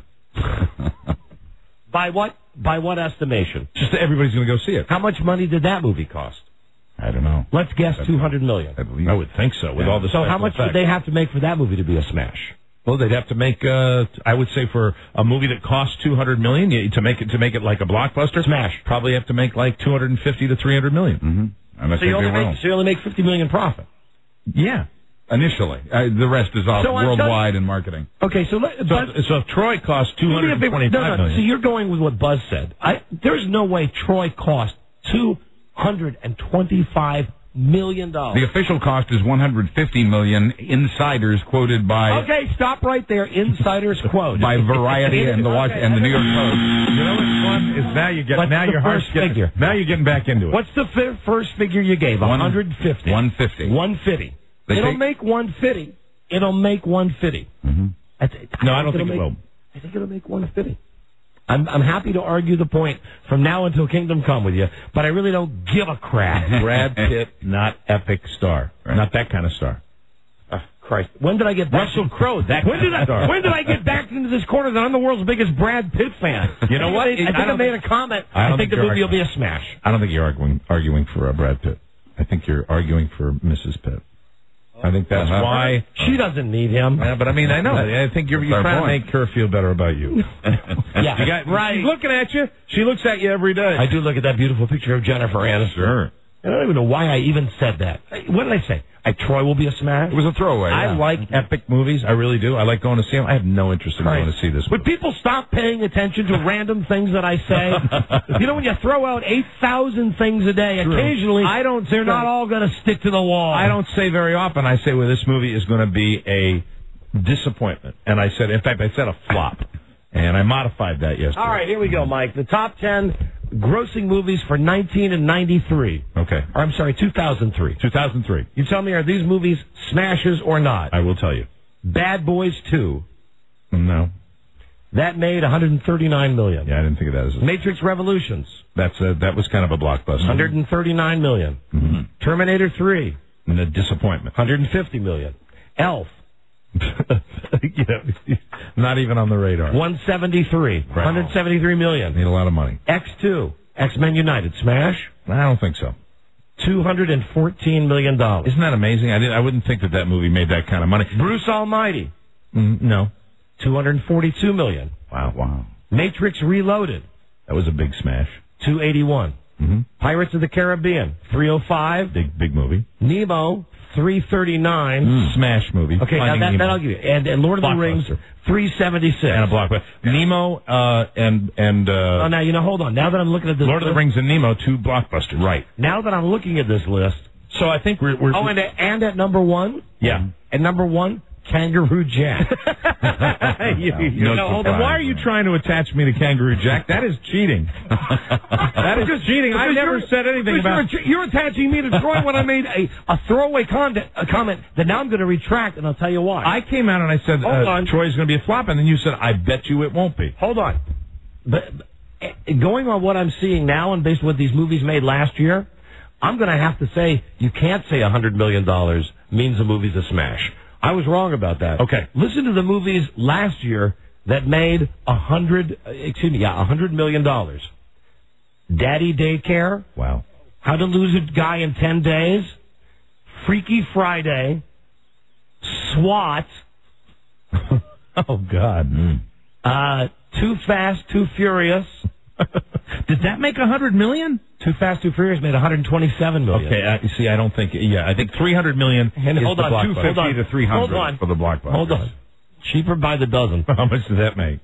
$138 million. And I bet it didn't cost that much to make. Of course not. I read it on And that's paper. why Steve Martin just drones along. Let's stop this argument then, because based on this criteria, and I'm going to have to. If this, are you going to yield to the gentleman from New England? If this means I am, giving in, yes. Okay. Because the criteria has changed. I was going with a set of figures that are antiquated by what I had thought was a smash. This movie will not be a smash. And the movie that will be a smash will be the one coming out. I mean, Shrek is going to make $300 million. Yes. But what about your disaster movie? $300 million? It'd be tight. No way. But I don't think so. No way. I don't think day after tomorrow. Hold on. It's going to be a big hit. Anger Management. Anger Management. That was a big hit, wasn't it? The movie that Buzz and our wives walked out on? Yeah, hated it. $136 million. Yeah, any movie can make that, apparently. I really think with the proper distribution, that's the way it goes now. Daredevil made $100 million. And then there's a lot of movies that just How much did Geely make? Hold on. I got to scroll down. Way down. Geely. 9.3. 9.3 million. That really, when you see some of the movies that made $100 million, it makes you realize that a movie that doesn't even make $10 million. All right, hold on. Before we break, I'll give you 5 movies. Tell me which of these 5 made $100 million. It's going to be hard for you. Okay? Made $100 million. And some of them have? Yes. All right. Old School. Oh, God, yes. No. You're kidding me. Old School, $75 million. What? That was a big hit on DVD, though. Charlie's Angels, Full Throttle. I'll say that made $100 million. Just barely. Okay. $100,800,000. How about Kangaroo Jack? I'll say that easily made $100 million. $46 million. Oh, okay. All right. Hold on, I just lost it. So you've confused. You never know. What happened to the screen? Oh, here it is. Hold on. Legally Blonde 2. Oh, that made a lot of money. Make $100 million? Yeah. No. $90 million. All right. How about? Let me find one more for you. Eddie Murphy, The Haunted Mansion. No, disaster. $75 million. Yeah, and very expensive to make. $75 million for that movie. So listen, under those rules, Troy's not a smash. No, and Troy, they were thinking that would make the big bucks. Were they thinking that's going to make $300 million? I bet they were. Then they need to have their head examined. Well, they really do. I mean, you look at the trailer for it. I mean, obviously a phenomenally expensive movie. You didn't find the trailer to be erotic? Yeah. Oh, erotic? Yeah, of course. Anyway, I know one way to make it better. That's the argument with Smash or Trash on Troy. One of the problems with Troy, they said, was the fact that it got the R rating. That's causing a problem. The violence, because the younger people can't go to see it. But I still don't think young people are going to go to see a movie about Achilles. No, they're not. They're all going to go see Cheaper by the Dozen. That stupid movie made $138 million. And Day After Tomorrow is your kind of movie. I know. I mean, you're going to go see that. You got your favorite actor in it. I know. Al Gore says you should see it. I know. I've seen it. I've seen Independence Day. I know it's one of those movies. I know it's one of those. This looks really cool. Blockbuster disaster movies that I love. Movies like that most of the time, but this looks very cool. I love it. So anyway, that's what you get for being a sensitive guy. That's what you get for being a guy who's open enough to his gay side to say, hey, you know what? Look at that Brad Pitt. Boy, is he cute with that short hair. I think that movie's going to make, who cares what it's going to make? I just want to argue about it with Mike. It's kind of tough. I just want to argue about Brad Pitt with Mike. It's Brad Pitt. And not in the entire debate. Not once. And I want you to remember this. Did I ever use the word fag? Thank you, Mike. You're welcome. Thank you. I'll tell you what, though, that Brad Pitt, you know what he's married to? I'm not a beautiful lady from Chicago. Beautiful lady named Jennifer Aniston. Yes. She's Okay, we'll be right back. This is the Don and This is the Don and Mike Show.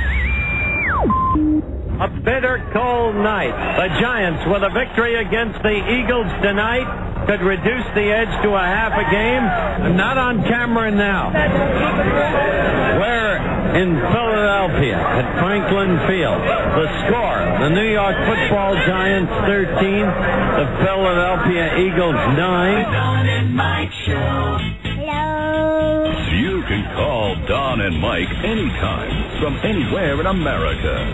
877-365-3636. They're ready to believe. Hey, what happened? I don't know. Come on now. Who is? Jim Morrison. Wait till you hear what they done did. The Don and Mike Show. No, we didn't. No, we didn't. We didn't do that. We did not. We didn't. I didn't. Hello, Don and Mike Show. Britt. Yes. Hi, Britt. How are you? We're fine. How are you? I'm great. Don, Mike? Yeah. Bud? Yeah. You got a breaking news story coming? Always, sir. Okay, I don't want to burst your bubble.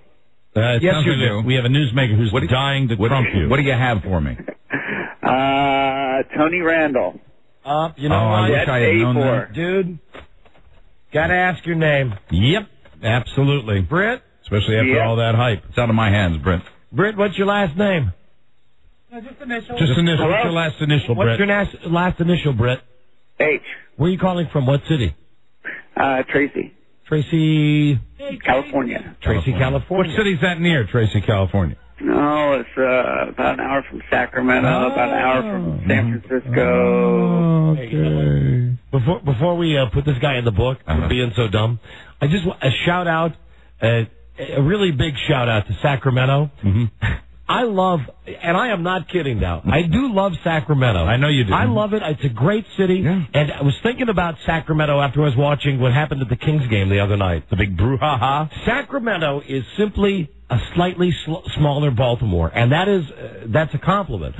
Baltimore has a chip on its shoulder. Right. The city of Baltimore, no matter what you say, it's a beautiful city. They say, yeah, but what? Right. Yeah, but what? Right. Sacramento, even more so.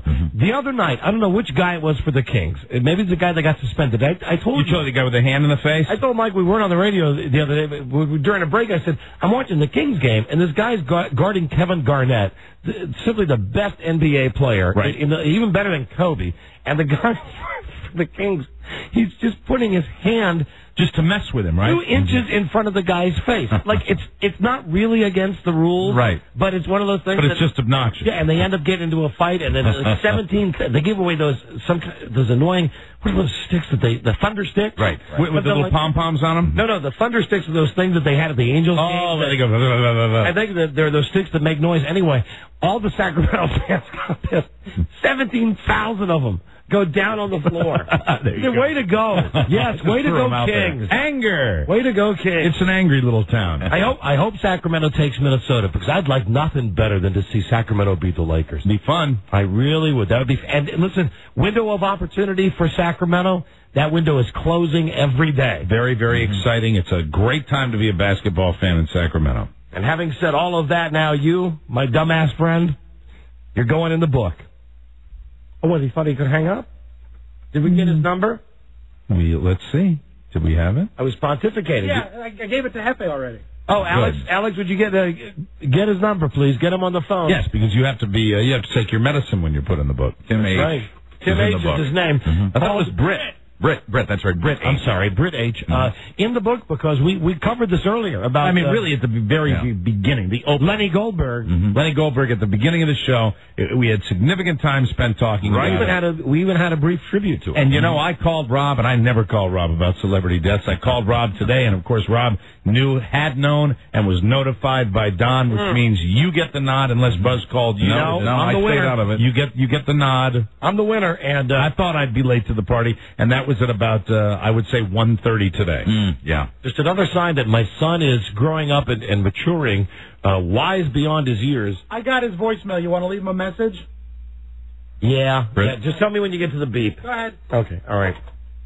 Oh, sorry. What's his name, Robbie? Britt. Britt.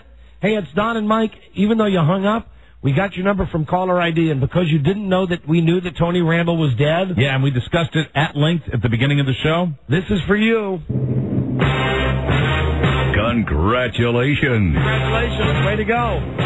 You have been selected as a charter member in the Don and Mike Exclusive Listeners Club. Yes, you have. You are now a registered Don and Mike caller and are entitled to all the privileges that come with said title. Listen to that. You're to watch your mailbox for your registered Don and Mike caller sign. For your neighbors. To be placed prominently in your front yard. For your neighbors. You have been profiled, tagged, and you are now in the book. Good day. All right, good day. I said good day, sir. There he is, the voice of the Don and Mike Show, Dude Walker. Good day. Number 7 or 8, right? Or number 9? Number 9 now. Number 9. Number 9. Is it number 9? 0000009. Well, he'll never darken our airwaves again. Thank goodness. We got his name, we got his number.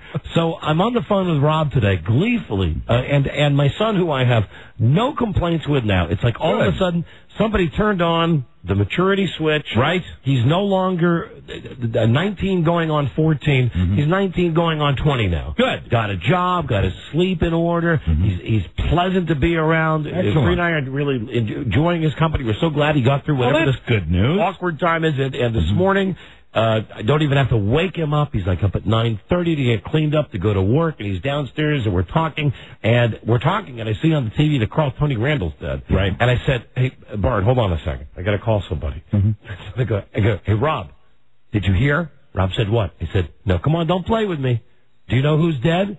Rob said, who? And I said, Tony Randall. And Rob said, oh, you got me. Yeah, because we all like to be first with the news. And it's our little morbid thing that we do. You can ask Rob, at the exact moment that I'm saying this, my son starts saying, oh, that's funny, Dad. That's funny. When you die, I'm going to call Rob when I find your body, and I'm going to say, hey, Rob, guess what? I bet you didn't know this. My dad is dead. You know that sound when a real loud voice is like 5 foot off the phone receiver? Sure. Oh, real nice, Dad. Very nice. But he sure knows how to put it in perspective. Yeah, and all of us, I like it when he also collectively now just gets a conscience. Yeah, I'd like he could say something to me about Columbine or whatever, and generally he doesn't say mean-spirited things. He's a good kid, but he'll say stuff eventually, and he's just busting my balls. Right. But it was funny with Rob. It was funny. Not good, Dad. Mm-hmm. Not good. Yeah. And the other thing that happened to me at home today, my wife is out working again. Thank Jesus for that. You got the whole family working now. Yeah, that's. Mm-hmm. Oh, thank you, Jesus. Thank you. So the bathroom is still not done. No, incidentally, you're kidding. I'm not even wasting your time with it. Wow. Do you know? I thought it was supposed to be done by now. The toilet is there. The toilet was there, and there is 1 2 weeks ago. There's one sink. There is still no shower. There is still no bathtub. There is still no second vanity. Wow. There are still. I don't want to pry, but can I ask you a question about this little endeavor? Yeah. You've got a flat fee you're paying for this, right? Yeah, which is why he's not going to pop some labor costs on you at the end of this. No. This is one price gets it all. Okay. It's just that we thought and my wife. Well, then I don't know how this guy's making money. My wife says it's her fault, right? That because she's ordered all this junk that we don't really need. Anyway, I'm on the phone trying to figure out when they're going to come out and fix the bathroom stuff, and then ding dong, the doorbell rings. Right. So I go to the doorbell, and I am not kidding you. It's a guy that's going door to door selling burial plots. Now, I mean, like creepy, like 6 feet under stuff. Wow. Hello, little girl. Yeah, right. I'm not kidding. Can I come in? I answer the door. The guy's got on a short sleeve button down shirt. How are you? And really, what appears to be a clip-on tie. Are you familiar with the fact that you're on an Indian burial plot? So he's not getting in my house. Wait a minute, he's coming door to door to sell burial plots? Yes. Jesus, I'd call the police. Mike, there are all kinds of peddlers. Oh, my God. Even the fanciest of McMansion neighborhoods. Door to door. What, you're coming out to my house, invading my privacy, said, hey, you can talk about me dying and where I'm going to be buried? If you got a minute, we've got a place.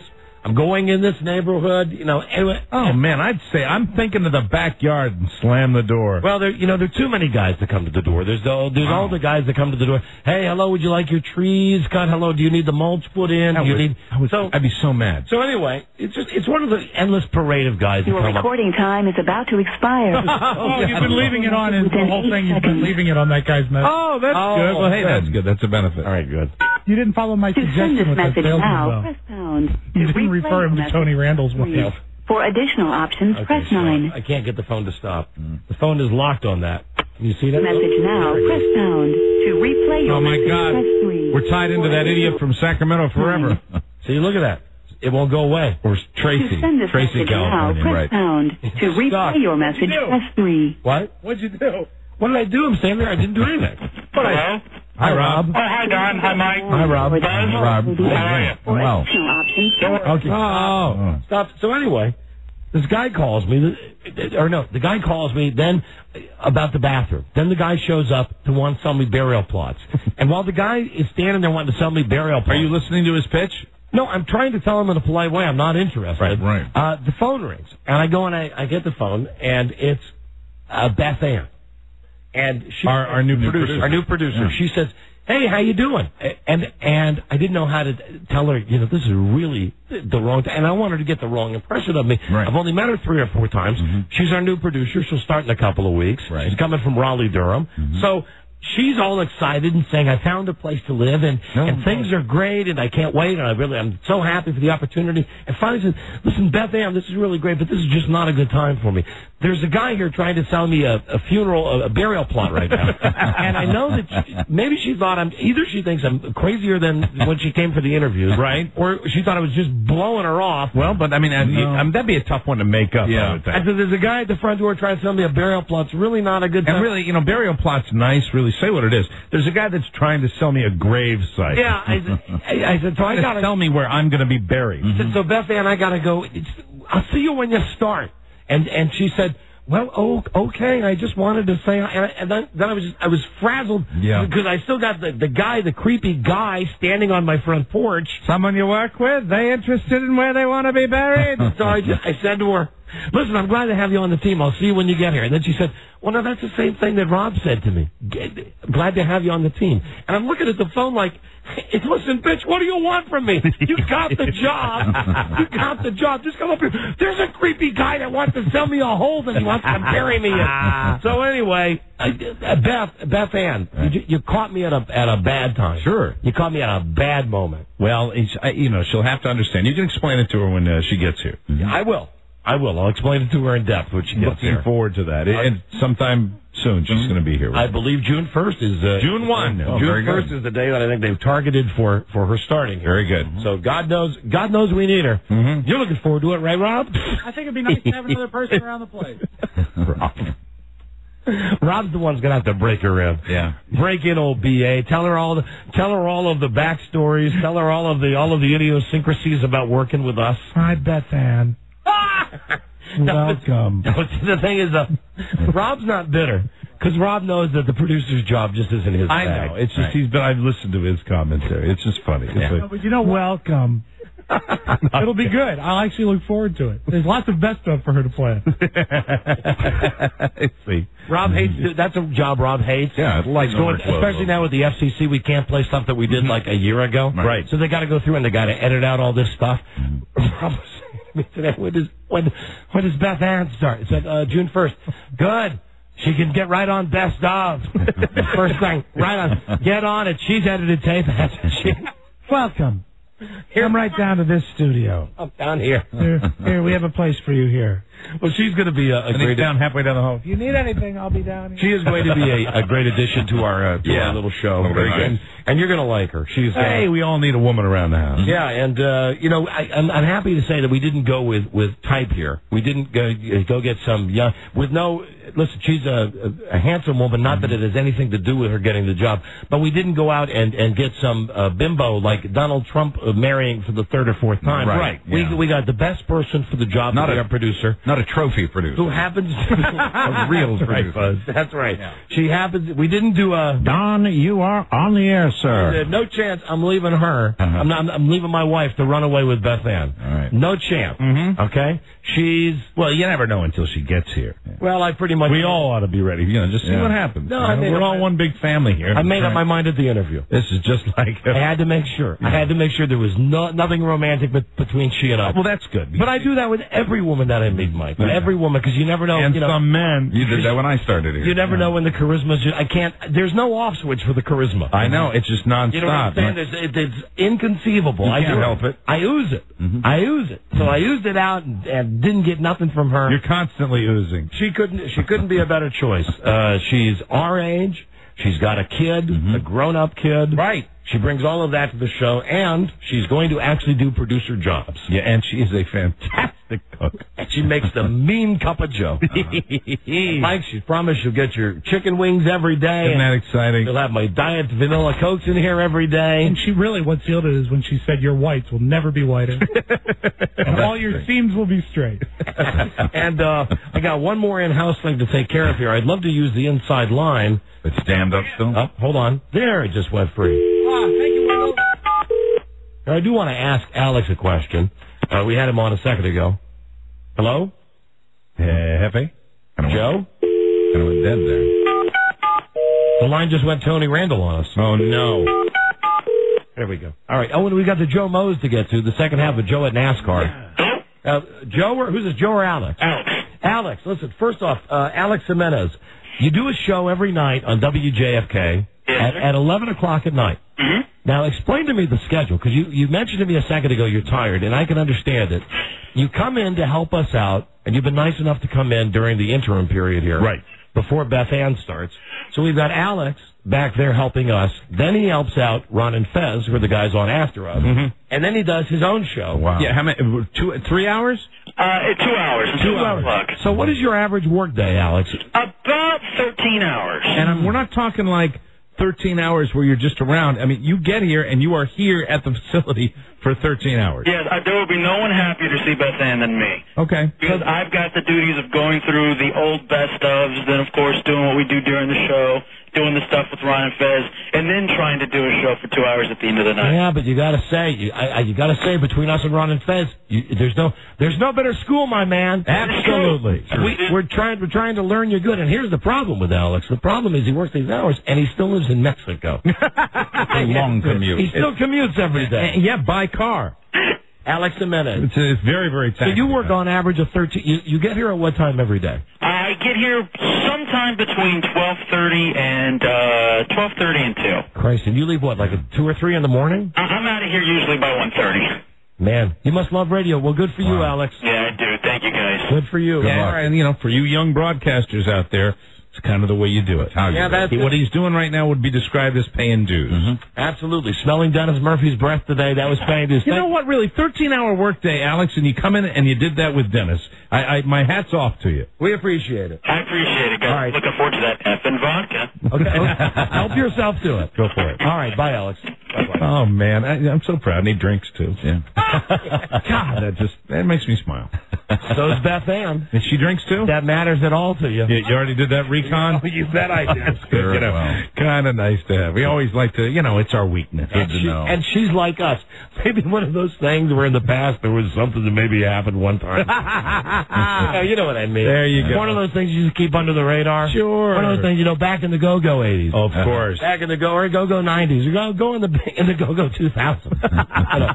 Yeah, back in the day in the 2000s. We got one more call to make. Sales manager Julie Fullman. She's here now? Yes, we can find out why there's a prayer bench outside the reception area. She will know. It's a prayer bench. Buzz identified it correctly. It's a pew. You.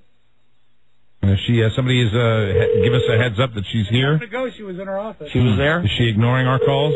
Come on now, Julie. She's very busy. You see, there is a prayer bench outside the front desk. Rob's going to go down and fetch her. Padded, like something you'd kneel on to pray. And there are some... Ms. Coleman, I'm wondering if there's a chance. There are some kooky fashion choices made around this radio station. Well, she's the point person, and she has that Art Deco whacked out sensibility. I'll give her a compliment. I think that her decorating choices remind me very much of the TV show Caroline in the City. Very good. If you remember, is this Julie calling us now? Hello? This is Julie. Hi, Julie. It's Don and Mike. How about when I call you and I act like I'm answering my phone? Okay, can you pick up for a second? Oh, yeah, I'm on my headset. Oh, okay. You're on your headset. Goddamn set. Julie? Yes? What? Hey, hold on. Hey, Robbie? Yes? Did your wife get the headset, too? Yes. So did my wife. That's so ridiculous. Yes. You know what? I was in the Boston Chicken the other day buying my lunch, 3 chickens, And there was a lady in there that was on a headset on her cell phone talking just full volume, like, I'm on my headset, I'm important. I don't know why you have a problem with it. This is really what's going to help Carrie spend a lot of time on the phone, because it's always been such a problem. Julie, that you're in charge of furniture here. What is that thing that you put in front of the... Why is there a prayer bench in the reception area? The bench? Yeah, the prayer bench. The pew. What function? I'm sorry, I didn't... well, you know the lobby is very weird shaped. Yes. Okay, and sometimes, like when you guys do contests and stuff, we have a lot of people in there. Yes. So we don't really have room for any, like, normal piece of furniture. Yeah. So I found that wacky little bench, and I thought if we had a lot of people in there, that then they could sit on it so they wouldn't have to sit on the floor. Have you actually tried to sit on it where it's located right now? The bench is like 3 feet long, right? And maybe 12 inches wide, maybe? You could put Mike's 3 chickens on it. Well, seriously, I sat on it because, when I see a piece of furniture, it's just the kind of thing I do. And unfortunately, the body position that's required to sit on that bench, you have to lean forward, almost like someone is performing the Heimlich maneuver on you, and it's just a little weird. It's in case of emergencies. In case of emergency. I'm telling you, if you get a chance, come down to the radio station. Just look at it. Look at it. Sit on it. What the F? What's going on there? I will sit down with anyone who wants to sit on that bench. I think 3 people can sit quite comfortably on that bench. Well, it may be the location, too. The location is not good. We're going to move it to that's fine. by the window. See, because the location's right in front of the window, like if you were going to go and give confession. If you got down and you kneeled and you opened the window, and what if it was Colette there? And you say, forgive me, Colette, for I have sinned. Sure. Listen, bless me, Colette, for I have sinned. Yeah. You've been out of it a long time, haven't you? Yeah, I have. and what a dumb ritual that is. Bless me, Colette, for I have sinned. It has been 6 weeks since my last confession. Bye, Julie. Thank you. Guys, thanks. Bye-bye. Bye. As a former Catholic, I'll tell you, what a bunch of bunk. You go in there, you sit there. I had to do this. I went to CCD every week when I was a kid. So did I. You sit there and you go, oh, Father, I did awful stuff this week. I pulled out my brother's hair, and I set some other guy's hair on fire, and I kicked some guy in the thing, and I called my mom a bad name, and I took the Lord to... Okay, 2 Hail Marys, that's fine. Mm-hmm. Right. That's how business is done. You say a prayer. Say a prayer, make it all better. Say a little prayer. I would figure it out. I'd sit there and go, Hail Mary, full of grace, blah, blah. Blah, blah. Then my mind would just start to just... You mean you wouldn't say the prayer that the priest gave you to say? No. Oh my God. Oh, my God. Everyone, get out of the studio now. There's a thunderstorm coming. How do you fancy the hocus pocus is going to work if you don't say all the magic words? Exactly, Rob. Exactly. Welcome to Protestant's Corner, ladies and gentlemen. Got a break. We'll be back. It's Joe next? Yes. Joe next. Joe Mo's at NASCAR. This is the Don and Mike Show. This is the Don and Mike Show. And this you should not do. You should not say he's an animal. Should not say he's Jacko. I'm not a Jacko. Is for everybody. Hey, you Jacko.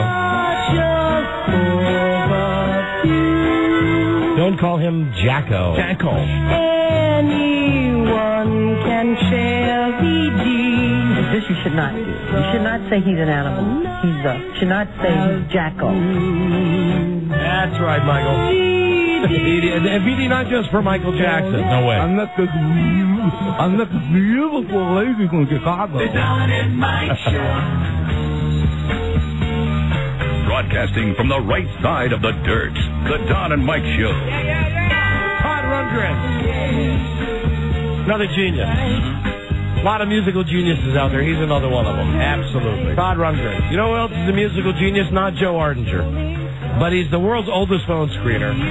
And I do love the Joe Mo's. Everybody does. It's time for another edition of Joe Mo's. Joe Mo's. Joe Ardinger, man on the street. We started this yesterday, and we're not able to finish it up. We have a couple interviews left. This was a real special one, sending Joe down to Richmond, Virginia to the big NASCAR race. Yep. Joe was there Saturday night. Dale Jr. Jr. won the, whatever it was, 400-mile race. That makes a lot of people happy. NASCAR, here's Joe. We've heard, I think, 3 or 4 of these. There's 3 or 4 more to go. Very good. Here's Joe with the prepared questions. As the day gets longer, the sun gets hotter, and the beer gets tastier at NASCAR. Hello. I am Big Joe Ardinger from NASCAR on CBS. May I ask you a few questions taped for broadcast? Yes. What is your name and where are you from? Sean, I'm from Richmond. What brings you to NASCAR on this fine evening? Oh, I love it. I come every year. Ain't these cars fast? Yes, sir. Who is your favorite driver? You know, we may have just found the perfect guy. Sure, absolutely. Because his response to "Ain't these cars fast?" he got that right. Yeah. Kevin Harvick. Isn't he the dead one? No. He's not dead. Do you like that gay driver? What gay driver? What was his name again? I don't know his name. It is now the year 2004. What year do you think we'll see the first African-American Nextel Cup Series winner? Come on. Probably 2020. Yeah, 16 years. A little further down the road. 2020. 2020. I reckon. I don't know. How do you think the cicadas will affect tonight's race? I don't think they're going to affect tonight's race. Who do you think will win Survivor? Survivor? Yeah. I don't know. Again, just so you know the joke, and you know if you don't know the joke, what's your problem? Come on, just hit the microphone. Hamburger. Boston Rob's having an hamburger. Yes, he is with cheese, and I hope no ketchup. Oh, and you know what? I hope that's just an hamburger. Mm-hmm. I mean, anything would be bad. Mustard would be bad. Absolutely. Mayonnaise. Yeah, mayonnaise would be real dangerous. Relish, very, very bad. Onions goes without saying.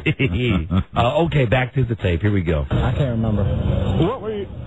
What were your feelings when you first heard about the death of James Garner?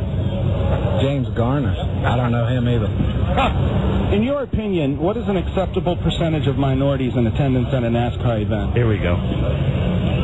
However many want to come. Okay, now that's more very nice. And I'd like to comment that so far all the NASCAR fans have been very well behaved with that question. Mm-hmm. Do you think Tony Stewart learned to drive real good from his dad, Jackie Stewart? No. In your opinion, have you seen the nude pictures of Jeff Gordon on the internet? No. In your opinion, why did the South lose the Civil War?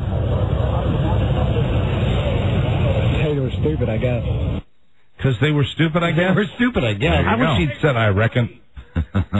They were stupid, I guess. They're stupid, I guess. It has been said that Dale Sr. died because God needed a driver. Where do you think God needs to be driven to? I have no clue. Okay. How many teeth are in the average human head? In the human head, 32. How many teeth are in your head? 32. Got it. Since I am a Vietnam veteran, would you like to thank me for my service to our country? You're not a Vietnam veteran. Hey, finally. Winner. Somebody called him on it. That's good. You're not a Vietnam veteran. That's right. Gee, do you think so, Sparky? Yeah, but he didn't know James Garner's still alive. Can you share a positive experience regarding Goody's brand headache powder? No. Aren't you glad the FCC has cleaned up radio? Yes. Do you find me attractive? No. Thanks for your time, man. And you know he made you miss Bobby Labonte. I know he did. Sorry about that. Go in there and get him out. Oh, there she comes. He made you Joe Moe. He made you miss Bobby Labonte. Rob, I didn't quite hear her in the background. What was she saying exactly? You missed me seeing Bobby Labonte. Joe Moe. Here's another one from Saturday Night in Richmond. Hello. I am Big Joe Ardinger from NASCAR and CBS. May I ask you a few questions taped for broadcast? Sure. What is your name and where are you from? Kelly, I'm from Canada. What brings ye to NASCAR this fine evening? Love racing. Ain't these cars fast? They are. Who is your favorite driver? Casey King. Isn't he the dead one? No. Do you like that gay driver? Doesn't everybody? Isn't he, what was his name again? Hey, she threw Joe off. Well, also, I believe at this point, Joe is also being affected by... Is the heat, or do you think maybe there's some adult beverages going on? I know Joe's beverage of choice. It comes in a blue can. Right. And it's called Miller Lite. And he's... I got the impression from the last interview that he was starting to get a little wobbly. It was a little based on the reading, you know. I got them out of order. Well, weekend was here. Time to have 30 cans of beer. I believe he's been blaming the heat. Yeah, wink, wink. Was fine. Big Joe Ardinger. It is now the year 2004. What year do you think we'll see the first African-American Nextel Cup Series winner? No idea. A good answer. How do you think the cicadas will affect tonight's race? That's a good question. They could fly over. Yes, it is, you dumb bitch. Win Survivor. Is that already done? Oh! Hey! Aha! Just called her a dumb bitch, and look at that. Yeah. She still is, but she knew that Survivor was over. She knew. Big Joe Ardinger. It is now the year 2004. What year do you think we'll see the first... Oh, it just queued back to that same spot? Series winner? No idea. Okay, here's the Survivor question. How do you think the cicadas will affect tonight? Oh, I forgot this one. That's a good question. They could fly over. Who do you think will win Survivor? Is that already done? You got that right. What were your feelings when you first heard about the death of James Garner? I didn't know he was dead. In your opinion, what is an acceptable percentage of minorities in attendance at a NASCAR event? Come on, honey. I have no idea. Do you think Tony Stewart learned to drive real good from his dad, Jackie Stewart? How many more questions are there? Have you seen the nude pictures of Jeff Gordon on the internet? What say you? Not lately. In your opinion, why did the South lose the Civil War? Here we go. I'm from Canada. I wouldn't know. It has been said that Dale Sr. died because God needed a driver. Where do you think God needs to be driven to? Good question. How many teeth are in the average human head? Do you know the answer, lady? No idea. How many teeth are in your head? I got all of them. Since I am a Vietnam veteran, would you like to thank me for my service to our country? Sure. Can you share a positive experience regarding Goody's brand headache powders? Okay. Nope. They don't have it at home. Aren't you glad the FCC cleaned up radio? Okay. Yeah. All right. Yeah, I think the drinking affected the reading ability and also the subject. Let's try one more. But we've got plenty more. Let's try another one. Here's Joe with another person. Hello. I'm Big Joe Ardinger from NASCAR and CBS. May I ask you a few questions taped for broadcast? More knowledgeable. Hold on. Here is Joe ready to plead his case. Hi, Joe. I didn't have a beer until about 6 in the afternoon. So you are totally sober? What time was that interview done? Like 4. Oh, so it's done when it was daylight. I mean, it was 100 degrees. When you have those media passes, you have to wear long pants and a sleeved shirt. That's a drag. I can't walk around like the other 99% of the stadium with no shirt and pants halfway down my ass, but they had wearing sandals with a cold beer in my... But they had no all-access pass, right? So you're saying the deterioration of the reading is based on heat stroke? Yeah, oh yeah. Okay. Mm-hmm. But the only reason you had heat stroke was because you had to wear long pants, but the only reason you wore long pants is because you got the all-access pass, right? So it was kind of a trade-off. Yeah, it was, but positive. I was still exhausted yesterday. I mean, I just started feeling normal today. Okay, and how many beers after 6 o'clock did you have? Including last night? Yeah, including last night. 3 cases. He's not exaggerating. I know he's not. He's not exaggerating. There you go. Hello. I'm Big Joe Ardinger from NASCAR and CBS. Hi, Big Joe. A few questions taped for broadcast. More knowledgeable.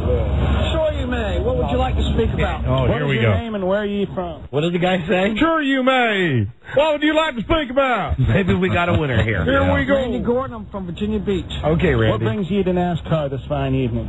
Well, I got friends here in Richmond, and I love NASCAR and always follow it on the TV. And I'm all about it. Okay. He's kind of got that Larry Flint sound to him. Right. Maybe we got a winner here. Ain't these cars fast? You better believe it. Who is your favorite driver? Ryan Newman. Isn't he the dead one? No, he's not the dead one. He's Ryan Newman and Tony Stewart are my favorite drivers, and Ryan Newman's not the dead driver. Do you like that gay driver? I haven't met a gay driver. What was his name again? I haven't met a gay driver. It is now the year 2004. What year do you think we'll see the first African-American Nextel Cup Series winner? It's going to be a little while from today. A little while from today. It's just funny hearing that question asked. The comfort level. That's a funny answer. We haven't gotten the one guy that we were hoping to go, what the hell are you asking that That's for? pretty close, though. That answer pretty well ain't going to be today. Hey. Wherever he said. How do you think the cicadas will affect tonight's race? I don't think they'll be involved today. They're too far north. Who do you think will win on Survivor? I think Tony Stewart will be fine. What were your feelings when you first He put a driver in Survivor. Tony Stewart in Survivor. Do all heard right. about the death of James Garner?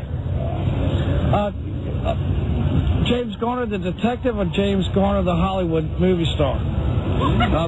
Hold on. Wait a minute. But aren't they He's the throwing same person? something else. I thought, is he talking about Rockford? James Garner played Jim Rockford, who was a detective on TV. Right? Yeah. So which are you talking about, Jim Rockford or James Garner? Now, Joe's holding true. He'll just steamroll right through to the next question. Yeah. I wasn't affected. In your opinion, what is an acceptable percentage of minorities in attendance at a NASCAR event? Everybody and anybody is always welcome. The more the merrier. I like I the think Tony consistency. Stewart learned to drive real good from his dad, Jackie Stewart. No, I think Tony Stewart learned to drive from Indy. Have you seen the new pictures of Jeff Gordon on the internet? What say you? I haven't seen the pictures, but I like Jeff Gordon. I think he's an outstanding NASCAR driver and a leader in the sport. Like to see him In naked. your opinion, why did the South lose the Civil War? Not enough gunpowder. Well, that's interesting. Not enough gunpowder. All right. Yeah! We got Frank Kelly in the waiting. I don't want him to wait on this crap. Let's just hear one more. All right, very good. This next one is worth listening to. Hello. I am Big Joe Ardinger from NASCAR and CBS. May I ask you a few questions today for broadcast? I don't think so. How about you? No, thank you. Oh, my. Oh, they seem nice. Hello, I'm Big Joe Ardinger from NASCAR and CBS. May I ask you a few questions today for broadcast? Sure. What's your name and where are you from? Andy McFarland from Winchester, Virginia. What brings you to NASCAR on this fine evening? I want to watch the race. Yeah, boy. Ain't these cars fast? Yes, they are. Who is your favorite driver? Tony Stewart. I hear that. Isn't he the dead one? No, he's not. Do you like that gay driver? No, I don't. What was his name again? Jeff Gordon. Yeah. It is now the year 2004. What year do you think we'll see the first African-American Nextel Cup Series winner? Come on, 3,000. There never was any. How do you think the... He didn't even get the question. No, I didn't understand. I think there was. I was hoping he'd say, like, 3,000. 100 years from now. 3,004. Cicadas will affect tonight's race. I don't think they'll have any effect on it tonight. I Who do do you not. think will win Survivor? I have no idea. I don't watch it. What were your feelings when you first heard about the death of James Garner? Who? James Garner. Never heard of him, man. In your opinion, what is an acceptable percentage of minorities in attendance at a NASCAR event? Here we go. Come on. 0%. Oh, my God. Not surprised. Winner! There you go. That's why we send Joe out to do these interviews. Knew he was out There there. you go. Yeah. Where's that Dixie music? You bet. Joe Mo. There you go. That's a job well done. My. Let's hear that one again from NASCAR. 0%. Oh, Do you think... back it up with a commercial, or with the rather with a question, not the commercial. God. acceptable percentage of minorities in attendance at a NASCAR event? 0%. Do you think Tony Stewart learned to drive real good from his dad, Jackie Stewart? Nah. Have you seen the nude pictures of Jeff Gordon on the internet? What say you? No, I can't say I've seen that. In your opinion, why did the South lose the Civil War?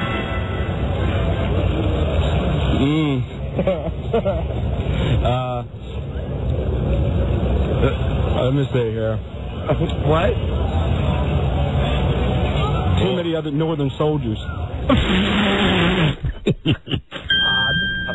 Yeah! Too many northern soldiers. Too many of the... And he thought a long time on that one. Yeah. Too many There of were the too many of the northern soldiers. 0%. It has been said that Dale Sr. died because God needed a driver. Where do you think God needs to be driven to? Oh, he's struggling. I have no idea. There you go. Yeah. Thinking about it. Teeth are in the average human head. 32. You got that? Teeth are in your head. All of them. Since I am a Vietnam veteran, would you like to thank me for my service to our country? Sure. Thank you. Can you share a positive experience regarding Goodies brand headache powders? What's that? Can you share a positive experience regarding Goodies brand headache powders? Never used it. Aren't you glad the FCC has cleaned up radio? Here you go. No, I can't say that. Do you find me attractive? No. Thanks for your time, man.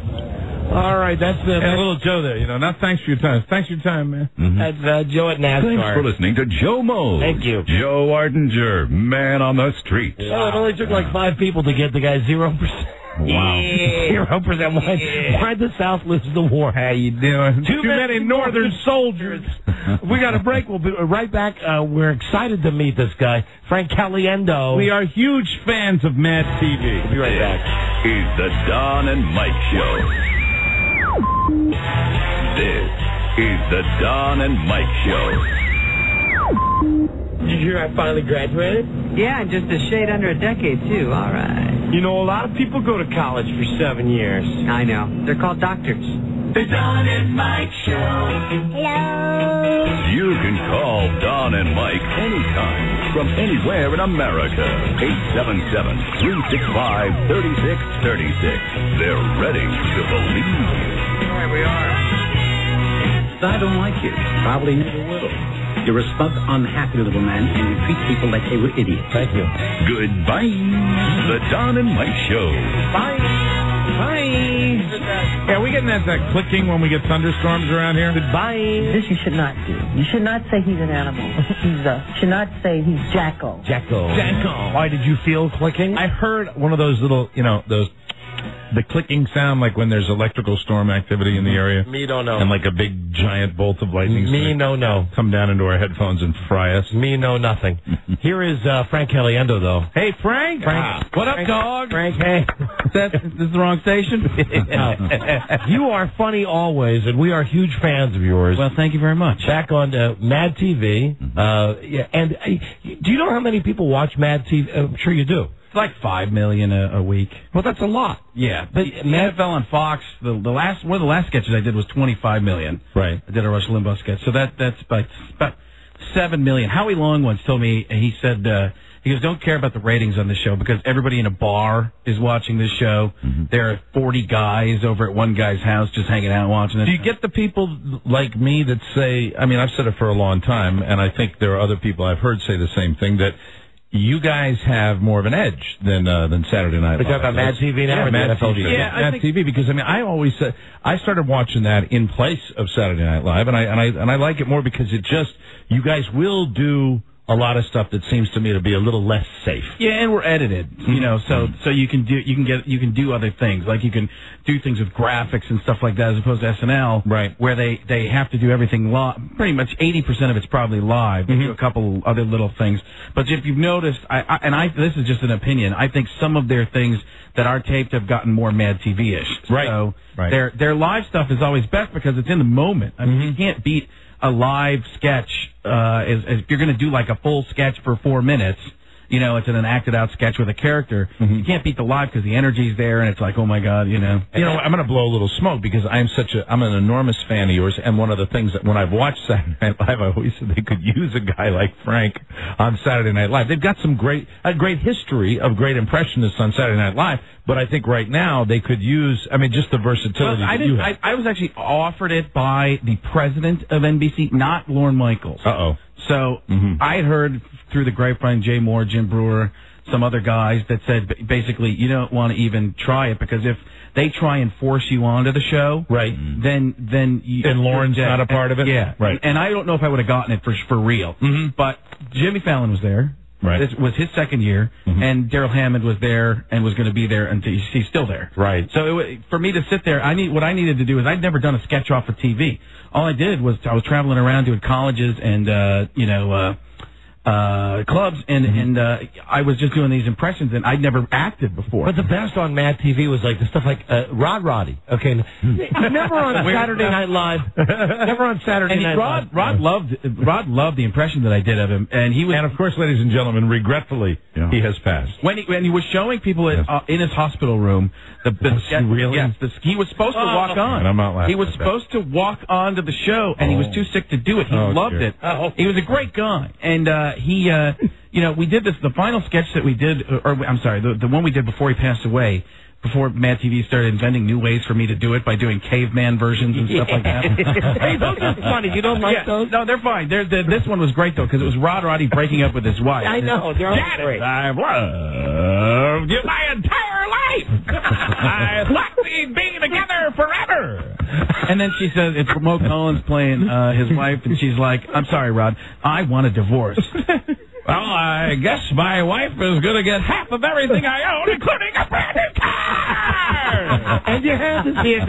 You're wearing the baggy sequin jacket. And you get the smile, too, with the... that fancy smile to the camera right after the line is done. I was actually told in taping one time, don't look at the camera so much. I go, I'm an announcer. It's a new Corvette. It's a new Corvette.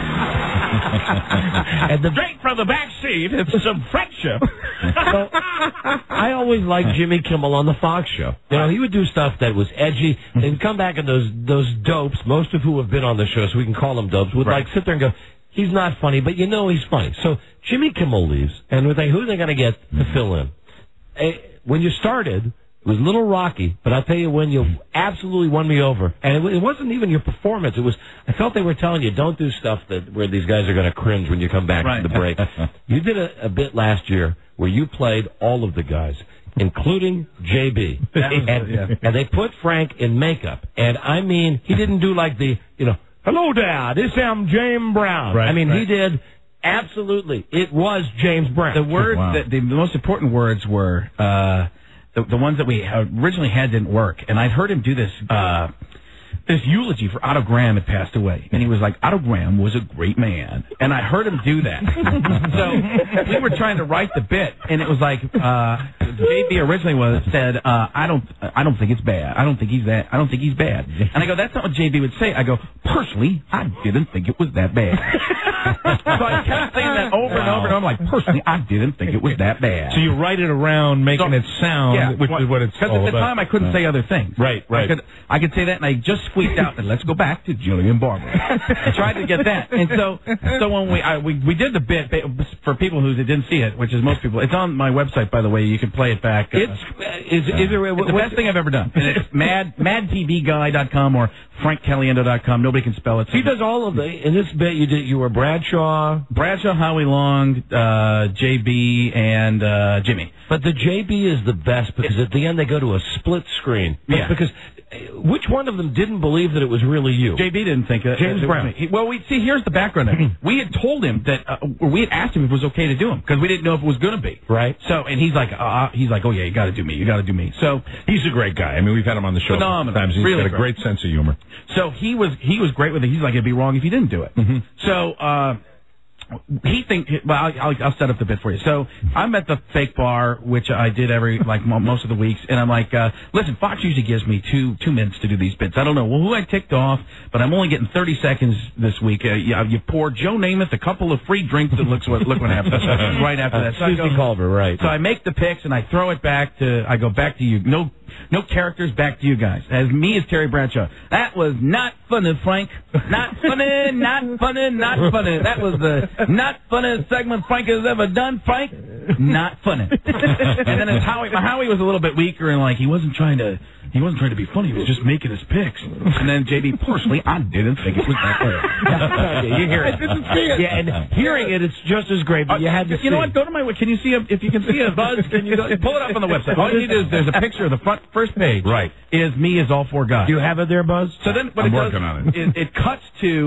It cuts to me as Jimmy Johnson and say, I thought it was great, but how's my hair? And I'm spraying it. Cuts to Howie Long. I've got a level on my head.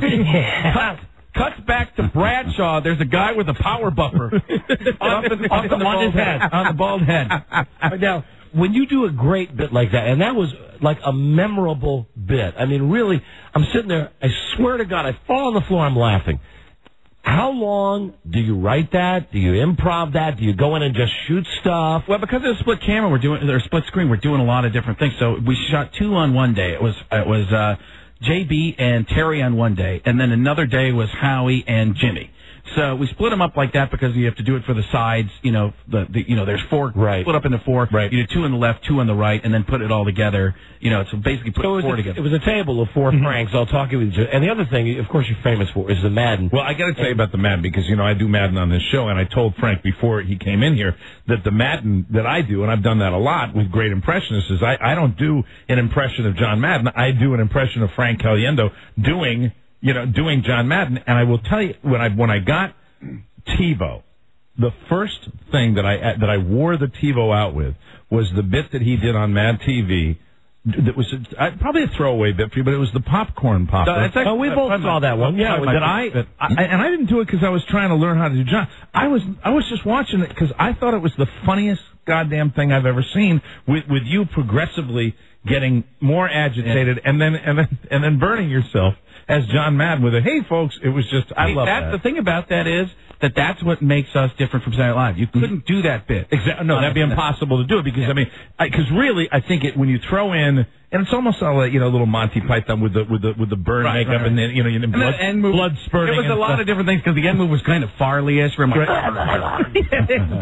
Amazing. I didn't go, dear sweet heaven, what the heck just happened? But even when you do it on the Fox show, and it's great. Now that Madden left Fox, I guess he's fair game. You saw it early on when he was doing it on the Fox show, right? You did one. You just eating chicken wings, and you got them all over your mouth.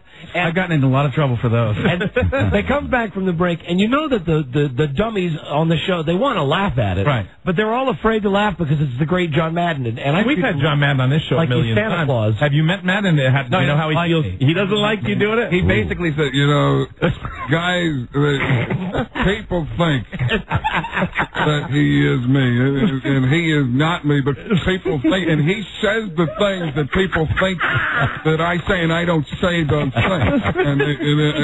And that's why, when you hear him say these things, you think that it's me, and it is me. I got to tell you, that is so intimidating Frank, for me. It really is. You are funny on so many levels with the impressions. Promise us, it's the first time we met you, but just promise us you're not going to be one of these guys that the next thing you've signed a deal with someone, and the show is called Frank and Friends for NBC, where you play a wacky guy who's got a guy next door to you and a neighbor. I mean, but I can make that promise, but how much money are we basing it? Here's a guy who's not going to lie, because if he didn't lie, he'd never be a real boy, get swallowed by a whale, Geppetto would get mad, a cricket would start to sing, there you go. See, I got a couple observations for you. First of all, John Madden takes the beginning of the sentence, which is the same at the end of the sentence, and then the middle blows up on itself. But he saves it with these words, and the words are, and that's what that's all about, okay? I think that great football is about great football, and you got great football players playing great football. It's the best kind of football to play. But when you have regular players playing great football, that's just regular great football. What you want is great football, and you don't even hit it, and that's what that's all about. It's like a Band-Aid. Amen. Oh, my God. That's great. You are great. Really, I think when you do what you do for a living, if you can get in a career one guy like that. You look at a guy like David Fry, who had Richard Nixon. And there are a lot of guys that do a million of them, and I think in their entire careers, I'll use big names. They always talk about Rich Little with Johnny Carson, but even with that, he did so many, but to get one guy and to nail it, it's just fantastic. Have you guys heard the Bush yet? The President Bush is my newest big thing. All right, okay. Roll. Let's hear it. I love President Bush because I think it's great we have a president who seems like he's looking directly into the sun, first of all. He's always got that look. It's like, could somebody do me a favor? Hand me a pair of sunglasses, because I can't see crap right now. Remember that thing you got wrong? As if there was one like that. Here's a guy who's underestimating. That's what that's about. There's an old saying in Texas: "Fool me once, shame on you. Shame me, once, twice, 3 times a lady." And the other one that's gotten really huge, and this is only for certain people, but the Jim Rome impression. Okay. Guys, I've never heard that. Let me hear it. What a great idea. Me on your show.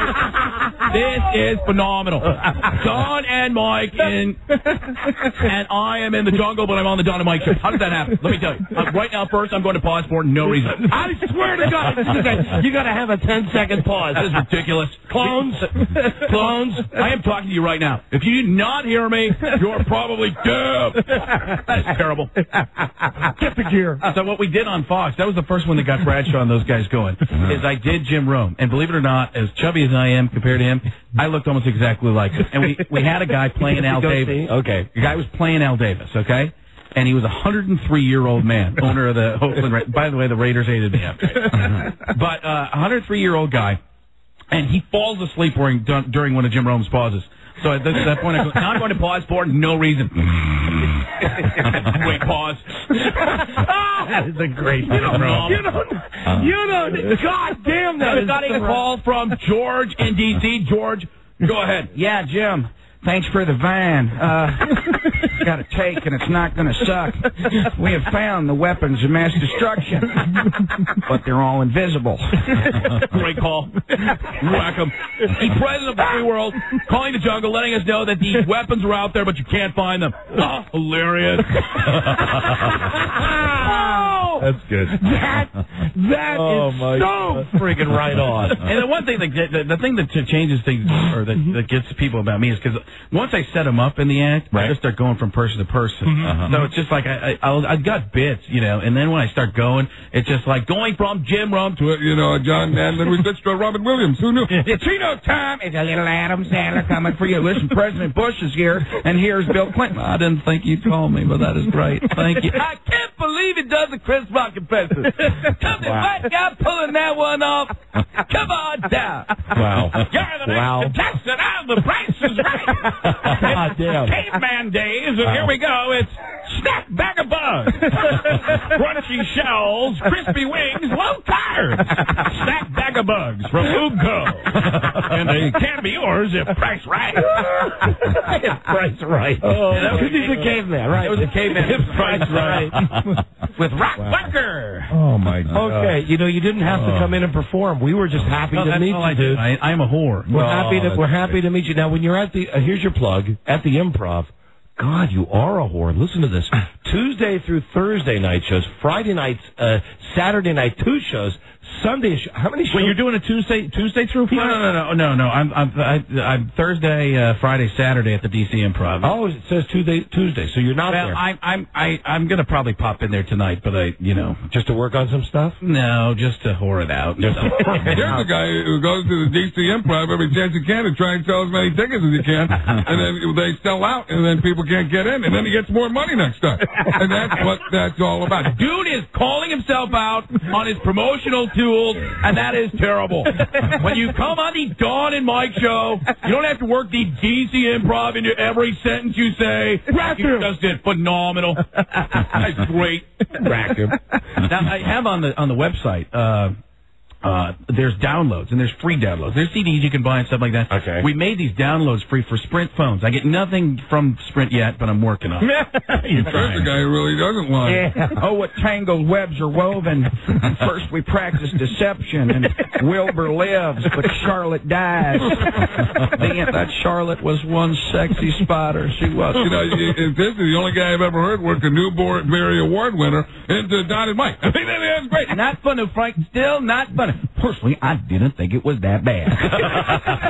But you can download Al Pacino to your cell phone, which nothing beats having your cell phone go off in the middle of the crowd going, "You got a phone call. You got a phone call. Answer it." Or, "Hey, folks, John Madden here, and I'm on your cell phone, and I'm probably going to annoy people more than ever." And there you go. Let me tell you this. I got to tell you this before I forget, because he can turn anything into a Brett Favre reference. He can be talking about the grass in the field, be like, half of that grass is real, and half of that is fake. But Brett Favre is all real. I mean, you could cut off both Brett Favre's arms and both his legs, he would still be the best torso in football. That's just Brett Favre. I mean, he can throw a football 200 yards underwater. I can't even throw a football 1 yard underwater. But I mean, that's 199 more yards right there. I mean, he can hit any target. Brett Favre has such a great arm. He can hit any target he wants. That's why you put Brett Favre in Afghanistan. Boom, he hit Osama bin Laden. Packers don't want to get rid of him. They need Brett Favre because Brett Favre is the Brett Favre of the Packers. And without Brett Favre, they would be the Packers without Brett Favre, and that's what that's all about. Yes, I cannot believe Madden gets mad at that. I just can't believe he doesn't dig it that much because You are too great. Fantastic. You are too funny. You are too great. We are huge fans. Oh, thank you so much. Huge fans of yours. Thank you for coming by. I mean, I know you got all these other DJ things to do, and thanks for coming by our show. Thanks for having me. We're big fans. What's your website again? MadTVGuy.com, MaddenGuy.com, MaddenGuy.com. You got that? Yeah, Buzz? Mad TV, yeah, I've got it. And when is we're still loading Real Player. When does Mad TV start its new season? Not till September, when the NFL starts up again, too. And can I throw this in here, too? Yeah. Sure can. Here's a guy who's not even going to plug something. He's just going to tell you about a bit he did. Okay, throw it in. Dude, that is ridiculous. Get to the bit and stop stalling. I don't know what's going on. Neither do I. I wish you had some jokes for these voices. Well, it's Robin Williams time. It's switching voices without having jokes. Here we go. And we're dancing. Okay. The bit that got like Rudy Marsky from USA Today going and stuff like that. Hey, Rudy, right? When I did the Rush Limbaugh bit, right. Which was I came on and the guys working with me, Scott Long this week, wrote this joke that we put in there. It was he was doing his show from the Trent Lott Rehab Center. Oh, I saw that with thousands of pills, all the pills around me, and I was like, and I was in a hospital room, like, greetings, my friends. When I say my friends, I mean you guys, my OxyContin pills. And I shoveled a bunch of pills. But now, when Rush came back, he's like, I've seen the bit. I know what's going on up there. Mr. Snurdly, what's the Fox guy's name? The little guy. Well, whatever. I saw that one. That was funny. So he liked it. Oh, good. All right. Okay. Dude got the bit. Great. Not doing the Madden thing and pretending like it never happened. Hold on. I have never heard your Jim Rome. I'm going to do this for you. Hold on. We just got a huge fax. Rustling the fax so you know that it's here. You are great. Dear Jim. Wait a second. There's nothing on the fax. Being told the fax is on the other side. There it is. Dear Jim, this is the greatest show you've ever done. You topped yesterday's show, which to that point was the greatest show you'd ever done. Signed, Jim Rome. Fax myself. Close. Hysterical close. Oh, fantastic. I never knew you did a Jim Rome. People think he's Rome's calling in drunk. Like, dude, Rome was drunk. He wasn't. It was Caliendo doing it. Goddamn, that's fake great. poor stuff at the DC Improv. Frank, that is Caliendo great. plugging himself again. That's awesome. Go ahead and plug at the Improv this weekend. Hold on, I got DCImprov.com. Go there to get your tickets. So you're there Thursday night, Friday night, Saturday night? Thursday, 8:30, Friday, 8 and 10:30, Saturday, 8 and 10:30, and Sunday at 8 o'clock. Go out and see Frank Caliendo. He's the absolute best in the business. Well, we have 3 more shows to do this week. If you wouldn't mind calling in or coming by every day. I'll be here every day. I'm in every day. Phenomenal. I'm in every day. Seriously, you are fantastic. Thank you guys very much. Oh, stop. It's great to be. Dude, I'm going to go take a cold shower. I'm doing President Bush doing Jim Rome. Okay, do it. Phenomenal. It's a great call. Let's go. Jay Moore will be on the program in hour number 2. Shaq Clank Fu calling in. The Crooked Eye will be. Listen, I don't have a problem with gay marriages. I don't know where you heard that. As long as it's a gay man marrying a gay woman. Back to Jim Rome. A gay woman. Great. Now I'm being banged like the monkey. He's calling out names, but I'm getting more airtime, so I'm sitting in. I don't care. I will bang that monkey just like the monkey bangs itself at the Spencer Gifts in the mall. Back to Madden. Yeah, and that's what you got to do. If you call it out, I'm going to do it. I mean, there are times, and if you keep going, I'll keep going, because I have no problem with Albertino. What the hell is going on here? He starts to zig, and just when you think he's going to zag, wow! He zigs again. I can't believe it. Wow. This one's going to keep on going unless you stop. Wow, oh, wow, oh, wow, oh, wow. That's fun. Oh, wow. Oh, my God. Thank you for the show. Yeah, incredible. For having me. Dude, so what's... did you have a girlfriend? Are you... I just got married. You just got married? I think I just bought myself some extra time on the show. Yeah, now because we've been overwhelmed by this. We actually didn't... You're a newlywed? Yeah, my wife, she's having a baby in July. Late July. You ever do voices while you were getting intimate with your wife? No, because look at the voices I'm doing. You know, it goes in, it goes out, boom, I'm done. I mean, it's over. I mean, that was phenomenal. Grab a cigarette. Rapper. Buzz, you got it on the web? Turn it around. Okay, back to Frank. Okay, turn it around. I want to take a look. I got take a look at this. Frank is more handsome than he is funny. Now this is Frank. Funny. Being all four guys. He is handsome. There he is, Jimmy. Hey, Jimmy, you just raised your hand twice. I'm the coach.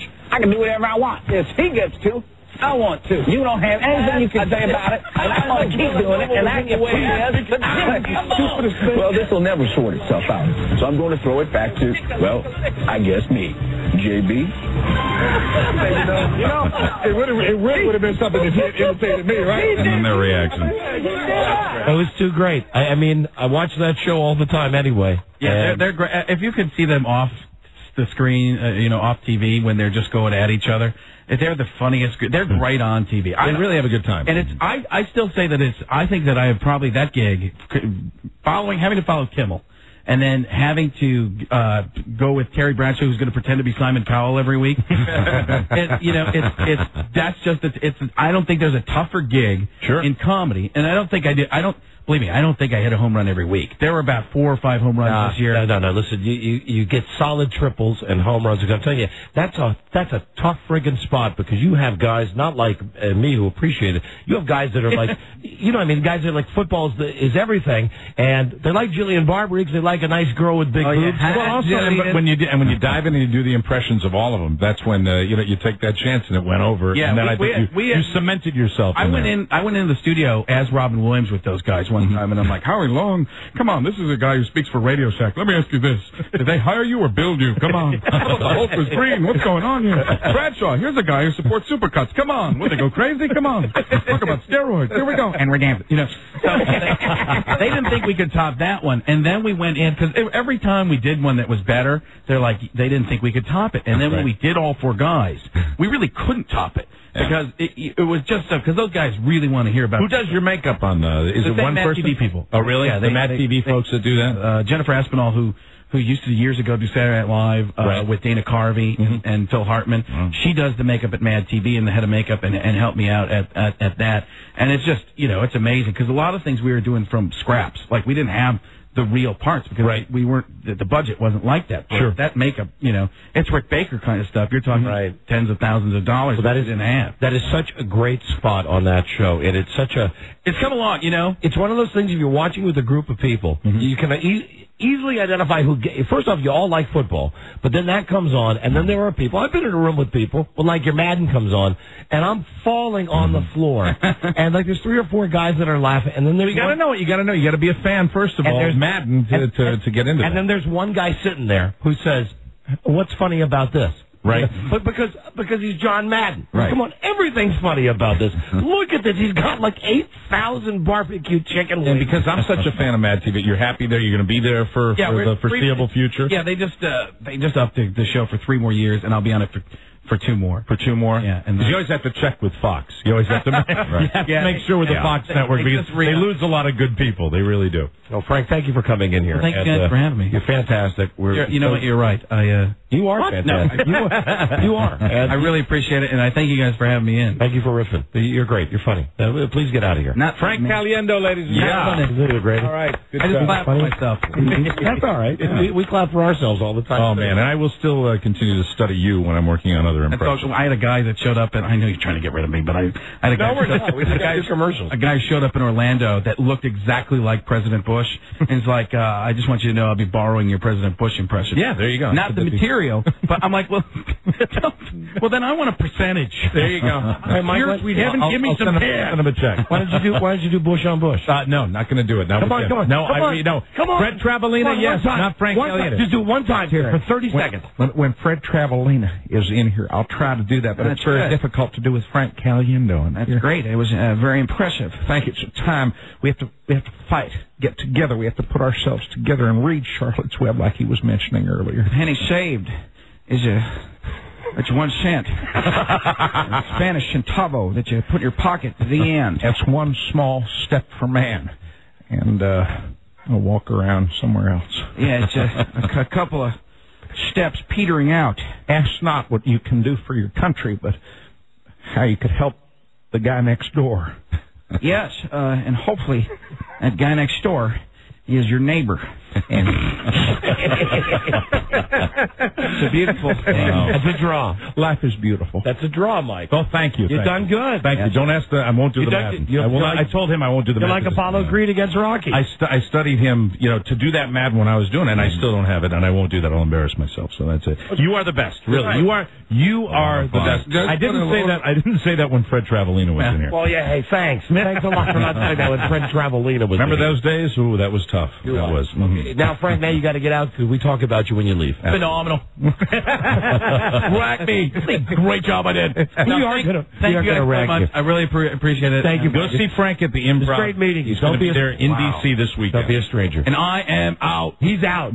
Hilarious. Thank you, Frank. Is he great? Unbelievable. He really is great. The Jim Rome was completely out of left field. I had no idea. Unbelievable. I really busted one. Because we had not heard the Jim Rome ever. And we've done, how many of those broadcasts when we've been in one of those DJ rooms with Jim Rome across the way? Crack him! Crack him! Well, he's good. He's good. No kidding. Boy, oh boy, Mike, is he good. Yeah, I know he is. Yeah. Boy, is he good. I'm feeling inadequate right now. See, but you went toe-to-toe with the Bush thing with him. Yeah, well, the Bush, it's one thing. But Madden, Bye, Frank. You know what? If I'd done the Madden with him, I would have cried. Because, Well, his Madden is the best Madden Well, ever. that's his signature. With no offense. Yeah, I know. To you, his Madden is the best Madden I was, ever. a couple of times there I was getting ready to stand up and leave. I really was. No. But you know what? Really, I think I deserve credit for sitting here and not crying. Why would you cry? Well, it's like, because you're sitting there, you do with that, and then you see another guy that does the same thing, and he does it so well. It's great, To be quite honest with you, I wish I was on TV sometimes. You don't think Frank Caliendo's walking out of here? We're going, hey, I wish I was Mike O'Mara, being able to sit there every day and do that great show with all those great guys. He looked jealous to me. Yeah, He really did. He sure did. We have just enough time for a teeny phone scan. I mean, it's like if you're having sex with me. Not that much time. Absolutely. So let's chat. At 877-365-3636. Hello. It's from America, Canada, 800-636-1067. Your call's on the phone scale, and we got to really... Hello. We got to fly. Call now. This is the Don and Mike Show. I think socks had something to do with that decision. It's not funny. I beg your pardon? What word do you have trouble with? You understand not? That's comfortable for you? Yeah. And funny, you've heard of that? Mm-hmm. Yeah, this doesn't work. You see, I think socks had something to do with that decision. See, now I'm laughing. Well, laugh loud so you can cover for the rest of us. Hey, you like your job? No. Well, watch it. You may go. Oh, may I? Thank you. Come on, sis. Watch it, asshole. The Don and Mike Show. Smoother than Bacardi Limon. Don and Mike. Hey. Bacardi Limon. Smoother than that. Phone scan, and we really got to fly because we're into Buzz News time now. There's just too much show today. Dennis Murphy from Los Angeles. Wow. Great show. Joe at NASCAR. Frank Caliendo. Pinocchio. I guess this is what it might be like to have a real radio show. It sure feels like it today, doesn't it? Yeah, well, don't worry. Tomorrow we'll be back to the same joke. Same mediocrity. Actually, we had to bump a guy today. We had to bump the Broadway show tune guy today. Oh, well. Yeah. The guy, He's furious. The guy's really worried, but we're going to bring him back. The guy who says the best way to get over 9/11 is by singing show tunes. Hello, Dolly. I asked him if he had any availability the rest of the week. He said, yeah, name it. Shocking. Yeah. He was waiting in the green room. Here we go, 877-365-3636. A phone scan. Hello, these are unscripted calls, unscreened calls. Hello. Donnie G, I have a feeling something good is about to happen to you. Okay, Rick, what is it? Ooh, if I could be your daddy and you could give me a Cadillac. Okay, that's the same guy. I think we got a regular caller. 2 days in a row now to your dad. Daddy for the caddy. And he's disguising his voice every time. And what if Rick Dees was my father? Wouldn't know. Well, you know what would happen to you? You'd be up on the roof. Hello, Don and Mike. That means I would be a stepbrother to Johnny Dees. You'd be up there doing your cicada impression. Hello, Don and Mike. Yeah, I was wondering if you guys heard about Shannon Sharp on CBS NFL today? Yeah, you know, we didn't have time to get to a lot of the stuff that I wanted to discuss. They have replaced Deion Sanders on the CBS show with retiring Shannon Sharp. With Shannon Sharp. Hi, friends. Jim Nance. Oh, and I told all you guys, I didn't tape it because I don't tape anything. I only watch stuff and tell other people to tape it. Right. When I was watching the golf on Saturday, I only watch golf because it's in high definition. Right. Was Jim Nance giving another eulogy? Here's the thing. It's obvious that Nancy felt weird about reading the slug for Helter Skelter. Yeah, because it's too violent. Sure. It'd be like this would be... It offends his sensibilities. Tiger Woods lining up at the 17. Lenny, he's got his stroke back. This reminder, Sunday night. There is parental guidance advised, graphic images, Helter Skelter, Sunday night here on CBS, America's most watched network. You know, in private he's saying, I don't understand, guys, why they make entertainment out of that.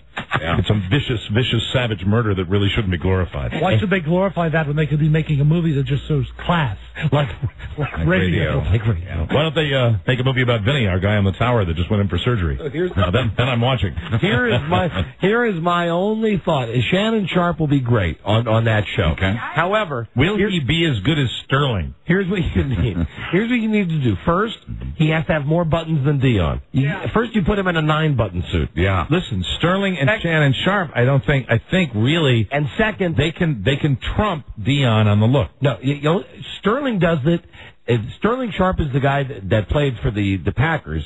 Right. Shannon Sharp is the guy that played for the Broncos. If you remember when the Broncos, if you remember when the Broncos won the Super Bowl, I think he's fantastic. Hello. Hello. Oh, no. You know we didn't get to this today. Now look what you've done. Hello, Mr. Drysdale. Yes, now it's time to have some prepared Bitman comedy. Sammy Sosa, hello. Sammy Sosa took himself out of the lineup the other night. Why's that, Mr. Shannon? He threw his back out when he went into a sneezing frenzy. Apparently, he's allergic to cork. Oh, cork's back joke. God. Cork! What was I saying? You're talking about Sterling Sharp? Oh, thank you. Shannon Sharp replacing Deion Sanders. When the Broncos won the Super Bowl, he wore a hat, a horse hat, in the locker room. Now, what it was is it's the thing that the dumb fans wear. It's a hat, you know, on the Broncos helmet that that's a horse's face.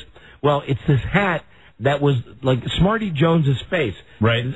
White plastic and goes all the way down over his forehead, down towards the bridge of his nose, and where the horse's mane would be, or the hair coming out of his head, was like a giant Broncos pom-pom. Right. And after the Super Bowl, everybody's crying for John Elway and saying how great this is.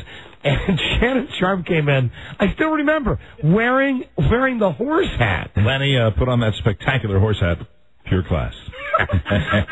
My recommendation is that Deion Sanders wear the Denver Broncos horse hat. Shannon Sharp. Shannon Sharp every week that he's on TV. Will Deion resurface on another network? Deion wants too much money to have. Okay. And Deion wants a bling bling. He's also got outside interest. I believe this year he's hosting the Dove Awards. Wonderful. Do you know? Thank you for the call. Do you know what Deion Sanders did last year to augment his income? Did you know that he was the host? I'm not kidding. Host of the American Sportsman. Was he really? On ESPN. Really? He was. Wow. Hello there. I think he's a hunter. I seen him fishing. Okay. I seen him out there. Really, it was like Deion Sanders? Hey, whatever, to make a buck, It's name recognition. And he was making $1 million. He wanted $2 million. CBS told him to get bent. Bring in Shannon. Bring in Shannon Sharp. And don't forget the horse hat. Hello, Don and Mike Show. Hello, Sugar Bear. Oh, hi. It's my wife, Frida. Oh, Frida's on the line. Frida, my wife. I've missed you, darling, but where's Bart? He's working, honey. You know that. I was just wondering. I got hiccups. Yes, I was wondering whether Barty would be coming home late tonight. It's like Jonathan Winters calling in. You're trying. Were you just trying to work all of my wife's catchphrases in here? Like Monty Frickett calling in. I really wanted to say that, Mikey, you're still the best. Oh, God bless love you. Mikey. Thank you. Unlike you, freaking loser. Sound like a Hardin and Weaver, like when Hardin and Weaver used to do that. What's the weather, Marty? Hello, Donna Mike Show. Hello, dear. Oh, my God. No, too much. You brought out all the impressions. Not 2 days in a row. Hi, Donna Mike Show. Hello. Hello, you're on the air. Hey, I just wanted to tell Mike that he's a very good impersonationist. And what do you make? Let's stop it there. Yeah, a very good impersonationist. You're a good impersonationist. That might be the first time I've ever heard that one. Yeah. A good impersonationist. Hello, Don and Mike show. Hi, Don and Mike? Yes, we are. Hi there. Yes, I love your voices, Mike. Well, Mike's a good impersonationist. What? Mike's a very good impersonationist. Is this a man or a woman? Yes. This is scary. See, you know what? You know the thing that now all of the is the Frank Caliendo. All of the part-timers are calling. Yeah, I mean, they're auditioning for Mad TV. I didn't do it. I don't think anybody else should. No, it's shameful, really. Hello? Hello? Yes. Are you guest yet? Are you going through a processor or something? What? Are you going through a machine, a computer, or a voice processor? Nope, I'm not going through any machine. I'm just talking. They're all out. Did Caliendo bring these people to it? I don't know. Yes, he did. Yes. Okay. Thank you for clearing that up. Hello, Don and Mike show.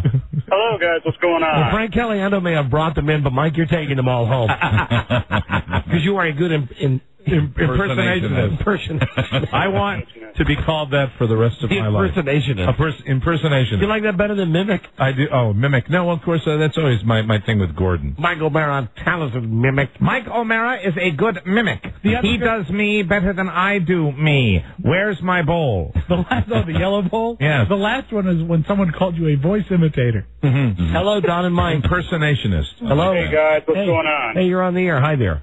All right. Hey, I wanted to share with you an interesting and scary fact that I recently learned. All right, go. That the KGB, the letters, the Russian KGB, sure, originally stand for, in Russian translated, the Homeland Security Department. Interesting. Wow. That is a nice little coincidence. That gets you a chime, my friend. Okay. Hello, Don and Mike show. Hello. Hey, Radio Gods, can you guys send Dennis Murphy this year to Burning Man in Reno, Nevada? What is Burning Man? It's the largest party in the world. It's over Labor Day or Memorial, whatever, the end of the summer, and they have over 25,000 people come to the Red Rock Desert. Would someone set Dennis on fire? No. Why do they call it Burning Man?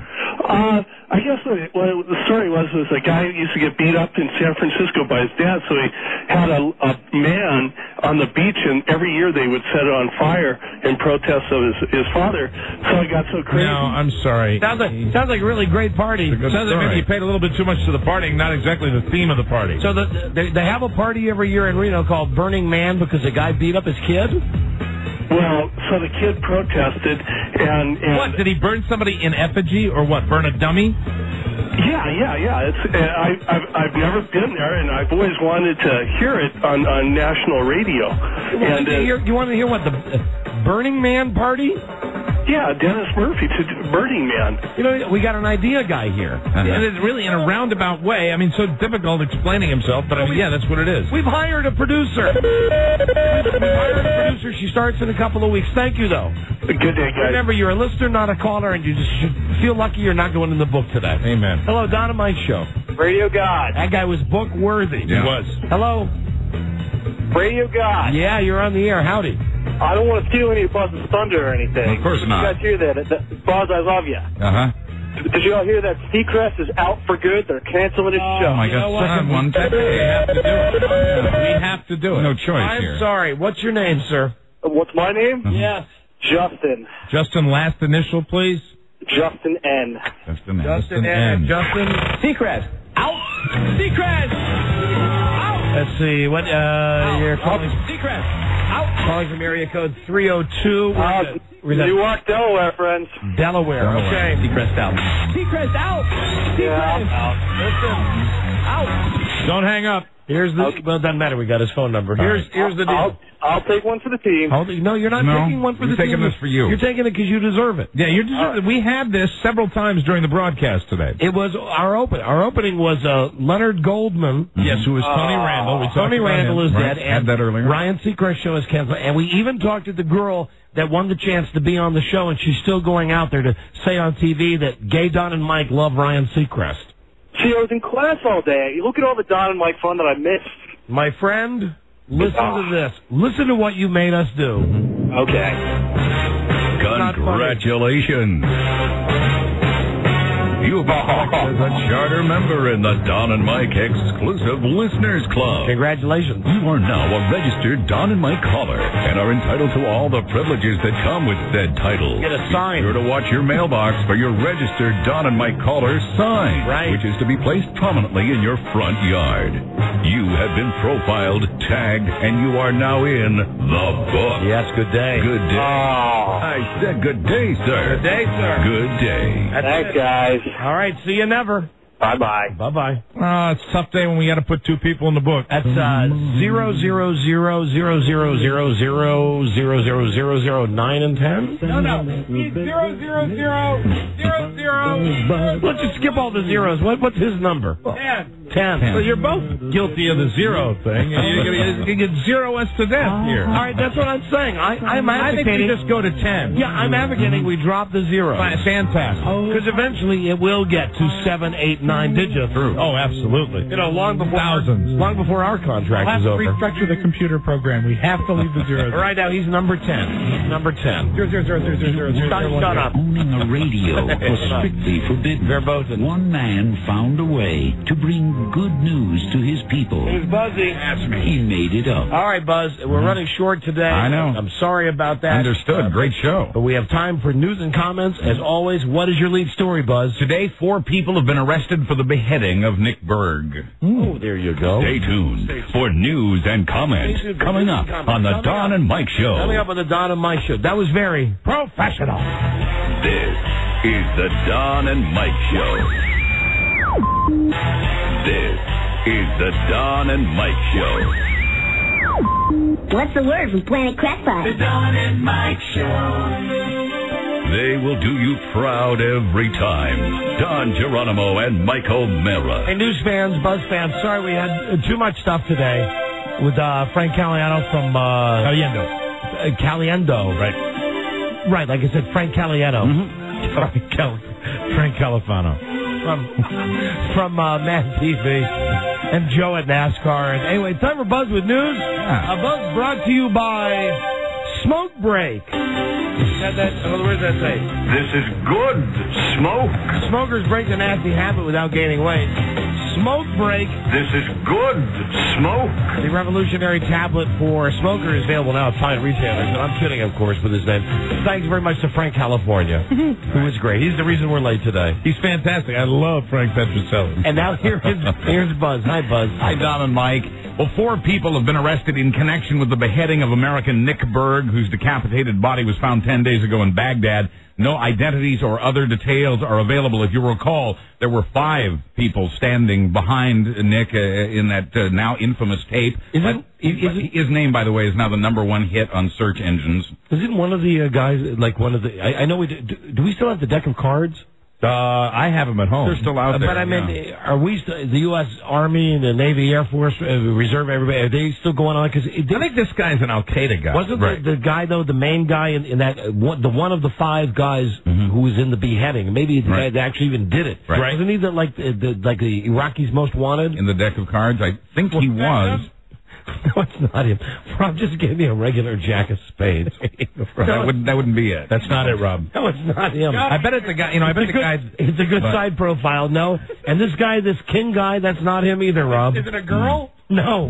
Then I don't know who it is. Don't you remember the special deck of cards we had made with the Iraqis? I don't think so.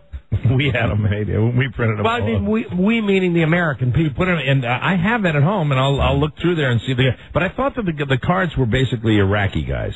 Yeah. You know, this guy, isn't this guy that was accused of beheading him, isn't he supposed to be an outsider that came in from Syria? Right, one of Osama's guys, and apparently he is not among the group. Of course he's not. Arrested today for the beheading. Right. Thanks to Frank Kornikova for coming by today. First class American private first class Lindy England just keeps on giving. Now, is this the girl that was on 60 Minutes? Yes, and the girl in the other famous the girl photos. Who really, before you judge this poor lass, just remember, I think she's not quite right. She keeps giving, and she keeps giving details of the prisoner abuse a little at a time. The latest, she says the prisoners were forced to wear maxi pads and crawl through broken glass. Private England says she and others only abused prisoners because they were ordered to do so. I bet Rumsfeld thought of that one.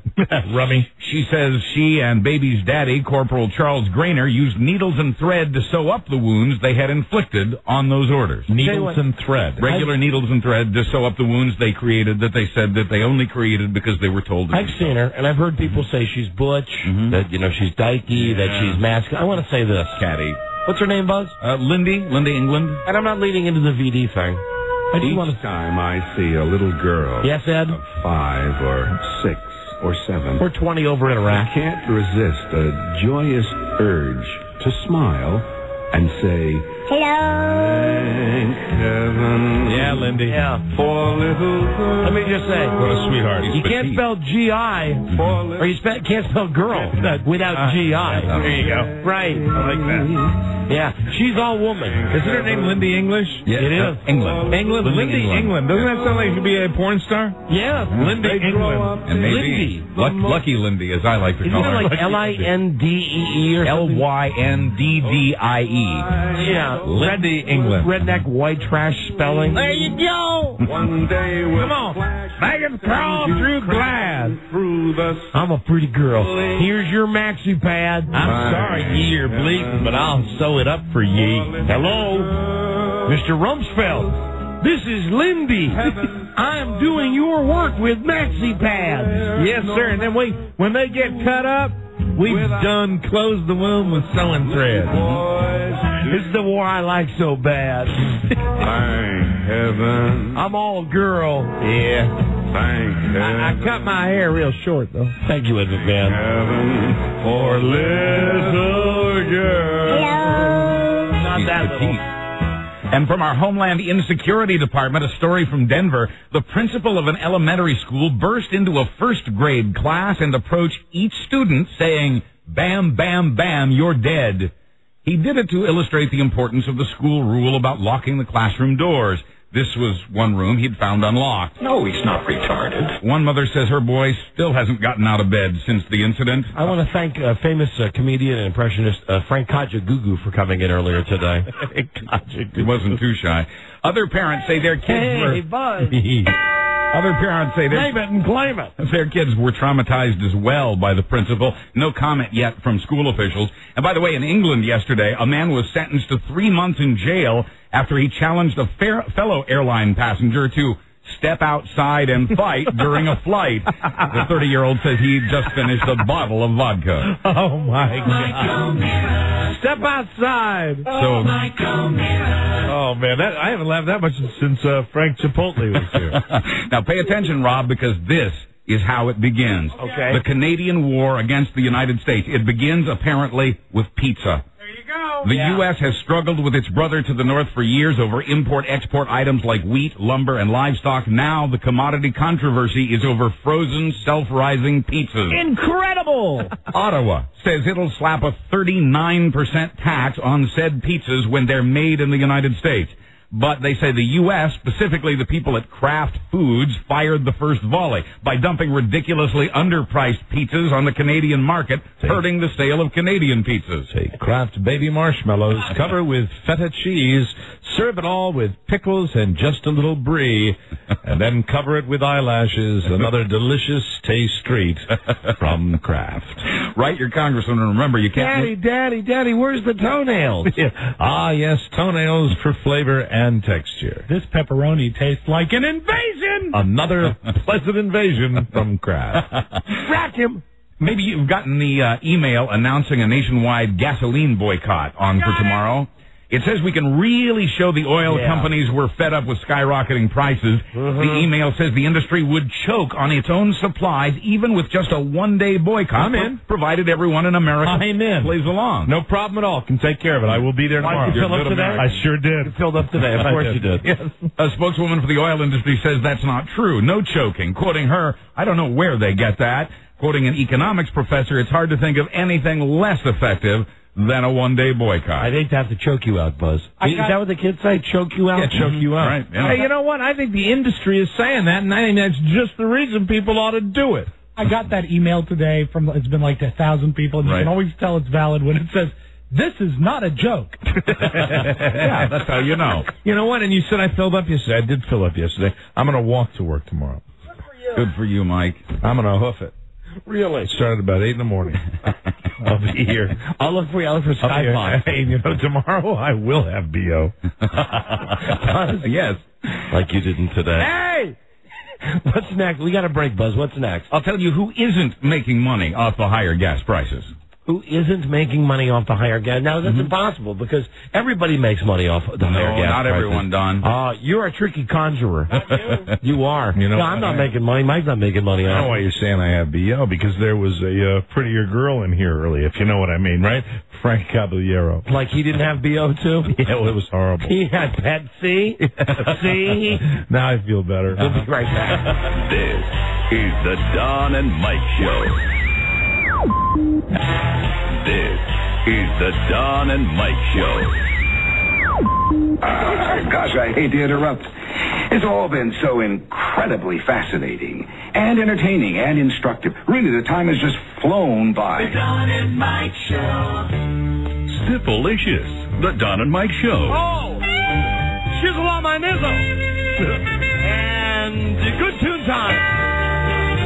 10 minutes until the hour. Buzz, what did you have on your forehead there? Number 56 to remind me when to stop tonight. There you go. Plenty of time. We're a little late tonight because of Frank Corncob, a very talented impersonationist who came by. And I want to dedicate this to a very talented mimic who suffers from B.O., Mr. Mike O'Bara. Thank you, Don. For you, Junior Walker, the outside. That's tight. Impressionationist, Don. Sweet, sweet, sweet Junior Walker. Hi, Buzz. Hi, Don and Mike. If someone named Apu is making money off the higher gas prices, he isn't the manager of the Quickie Mart. Gas prices are up by nearly 50 cents a gallon over last year to record high levels. The profit margin on gas at a convenience market has always been slim, and it's gotten even slimmer as prices go up. If you spend $1.088 for gas, the convenience store owner paid $1 for it. He gets to keep the 0.088 cents. So there's not a big profit margin for him. Very, very small. The result is convenience store managers actually wait longer to raise their prices than the managers of just plain gas stations. And the more the customers spend on gas, the less they're spending on Slurpees. Don't you think that this whole thing with gas prices, even though everybody agrees it's an outrage, it's going to be one of those things, $2 a gallon is going to become norm, just like $10 for a movie ticket is norm now. Bill, in Europe, they've been paying a fortune for gas for years. Right, $5 to $10 We pay the cheapest gas prices in the world. And I've not noticed, listen, I drive one myself, I've not noticed like a less SUVs pulling in to fill up. No, I mean, everybody's still doing it. I mean, and, you know, it just, if it keeps going up, of course, people will start complaining. There are more drive-offs and more gasoline thefts now because of the higher prices, they say. Oh, I've seen at the Exxon, they got the thing that says, the picture that says you drive away, you lose your license. What, Robbie? I was going to say, as long as gas remains cheaper than Evian. Yes. Be okay. Yes, amen, the nectar. Thank you, Rob. $5 a gallon. It's delicious. And it's better than other waters. Water. In my humble opinion. Uh-huh. Have you ever seen that? You ever seen that Penn and Teller show called Bull S? No, I haven't. Oh, Mike! Sorry. Good gag. Just spit all your water out. I'm sorry. They did one time. I haven't done that in a good long time. Buzz hit me to the show. Yeah. And Bart and I were talking Back about on again with new I'm episodes. trying harder today because of Califano. Uh-huh. I know you are. That's great. Yeah, I know. It's great. What, that I'm trying harder? Yeah. I love it. Yeah, because I guess I phone it in every other day. No, hey, hold on. You can't have it both Can you ways. insult me anymore today? You said if you go to your bag of tricks and insult me anymore today, starts out with B.O. and it ends up, yeah, that's great. I'm glad you're trying harder. You said you're doing it a little more today. No, I'm not. You know, you can't wash my jock. There you go. All right, I've said it. Frank Candy Apple. Fast food restaurant. Like you don't have B.O. Thank you, Don. You don't have B.O. Oh, I do now. Stop spelling yourself. Oh, God, do I The peer now. pressure after Frank Christmas Tree. Yeah. Well, it's just, you know, after Frank who? Frank Christmas Tree. Very good, yes. Fast food restaurants are starting to bogart the napkins. The heyday is over for fast food joints, and their profit margins are shrinking. So they're getting rid of the napkin dispensers and keeping the napkins behind the counter to be distributed to one paying customer at a time. Quoting the father of four, you should be able to grab as many as you want. He bought 4 ice cream cones and got 2 napkins. Georgia Pacific says its customers are cutting their orders for paper products by nearly a third. You know, I agree. That's one of your rights as a consumer. Yeah. When you go into McDonald's or Burger King, oh, you're a restaurant owner, aren't you? Look Around Cafe. You know, too bad. Hey, you know what? You come in there, you order wings. You order wings at my place, you get a stack. You balance it out today. You want to say the BO stuff, and you said the thing that you're pushing harder today than anything. But who got how many plugs for your bar today? I did, and you know what? All the napkins you want. All right. I think you go into McDonald's, you get a hamburger. What the hell? Take every goddamn napkin they got out of that thing. Just take it out. And then, like a month later, the next person that comes in has to pay more for his Big Mac. That's right. It's just not fair. You know, you're so jaded since you went to the other side, Mike. Look Around Cafe. Hey, you know what? Abundanza. Paper products, you go ahead. Knock yourself out. Really. Wow. Use a whole roll of toilet paper. Even on ladies' night on Wednesdays? Thank you. Thanks. Look Around Cafe. In sports, ESPN. When's BO night? BO night. Every night of the week. I was just going to like a little kid. Every night you're there. ESPN is being... Your brain's got this shell on it. Now it's gotten ugly. Was that a walkie-talkie? Over Roger. Oh, man. We're out of time. Finally, in Binghamton, New York, a recent Motel 6 guest is in trouble with the law. They left the light on for Roger Chamberlain last week, but when he checked out, the cleaning crew discovered that everything in his room, everything, including the mattress, the bedspread, the TV set, the chairs, the carpeting, and the towels, covered with a thick coat of Vaseline petroleum jelly. Oh, thank goodness. I thought you were going to say a thick coat of something else. Turns out Roger's from... It's a man-made product, what I was thinking of. Rogers, well, that might be there, too. Roger's from Virginia, which is where police caught up with him, but even that wasn't easy since Roger was also covered head to toe with Vaseline. Petroleum jelly. And he's from McLean, Virginia. So we should try to get him on the show, right? I'm sure he'd be very excited to Why? He made the national news. He's a hard man to get a hold of. Yeah, I think you're going down a slippery slope there. I'm Buzz Burbank on the Don Mike Show. Who was in today for you, Buzz? What, Dan Rather come by the show? You decided to pick your game up today? Christ. I like it when I'm good and mediocre and everybody else is, too.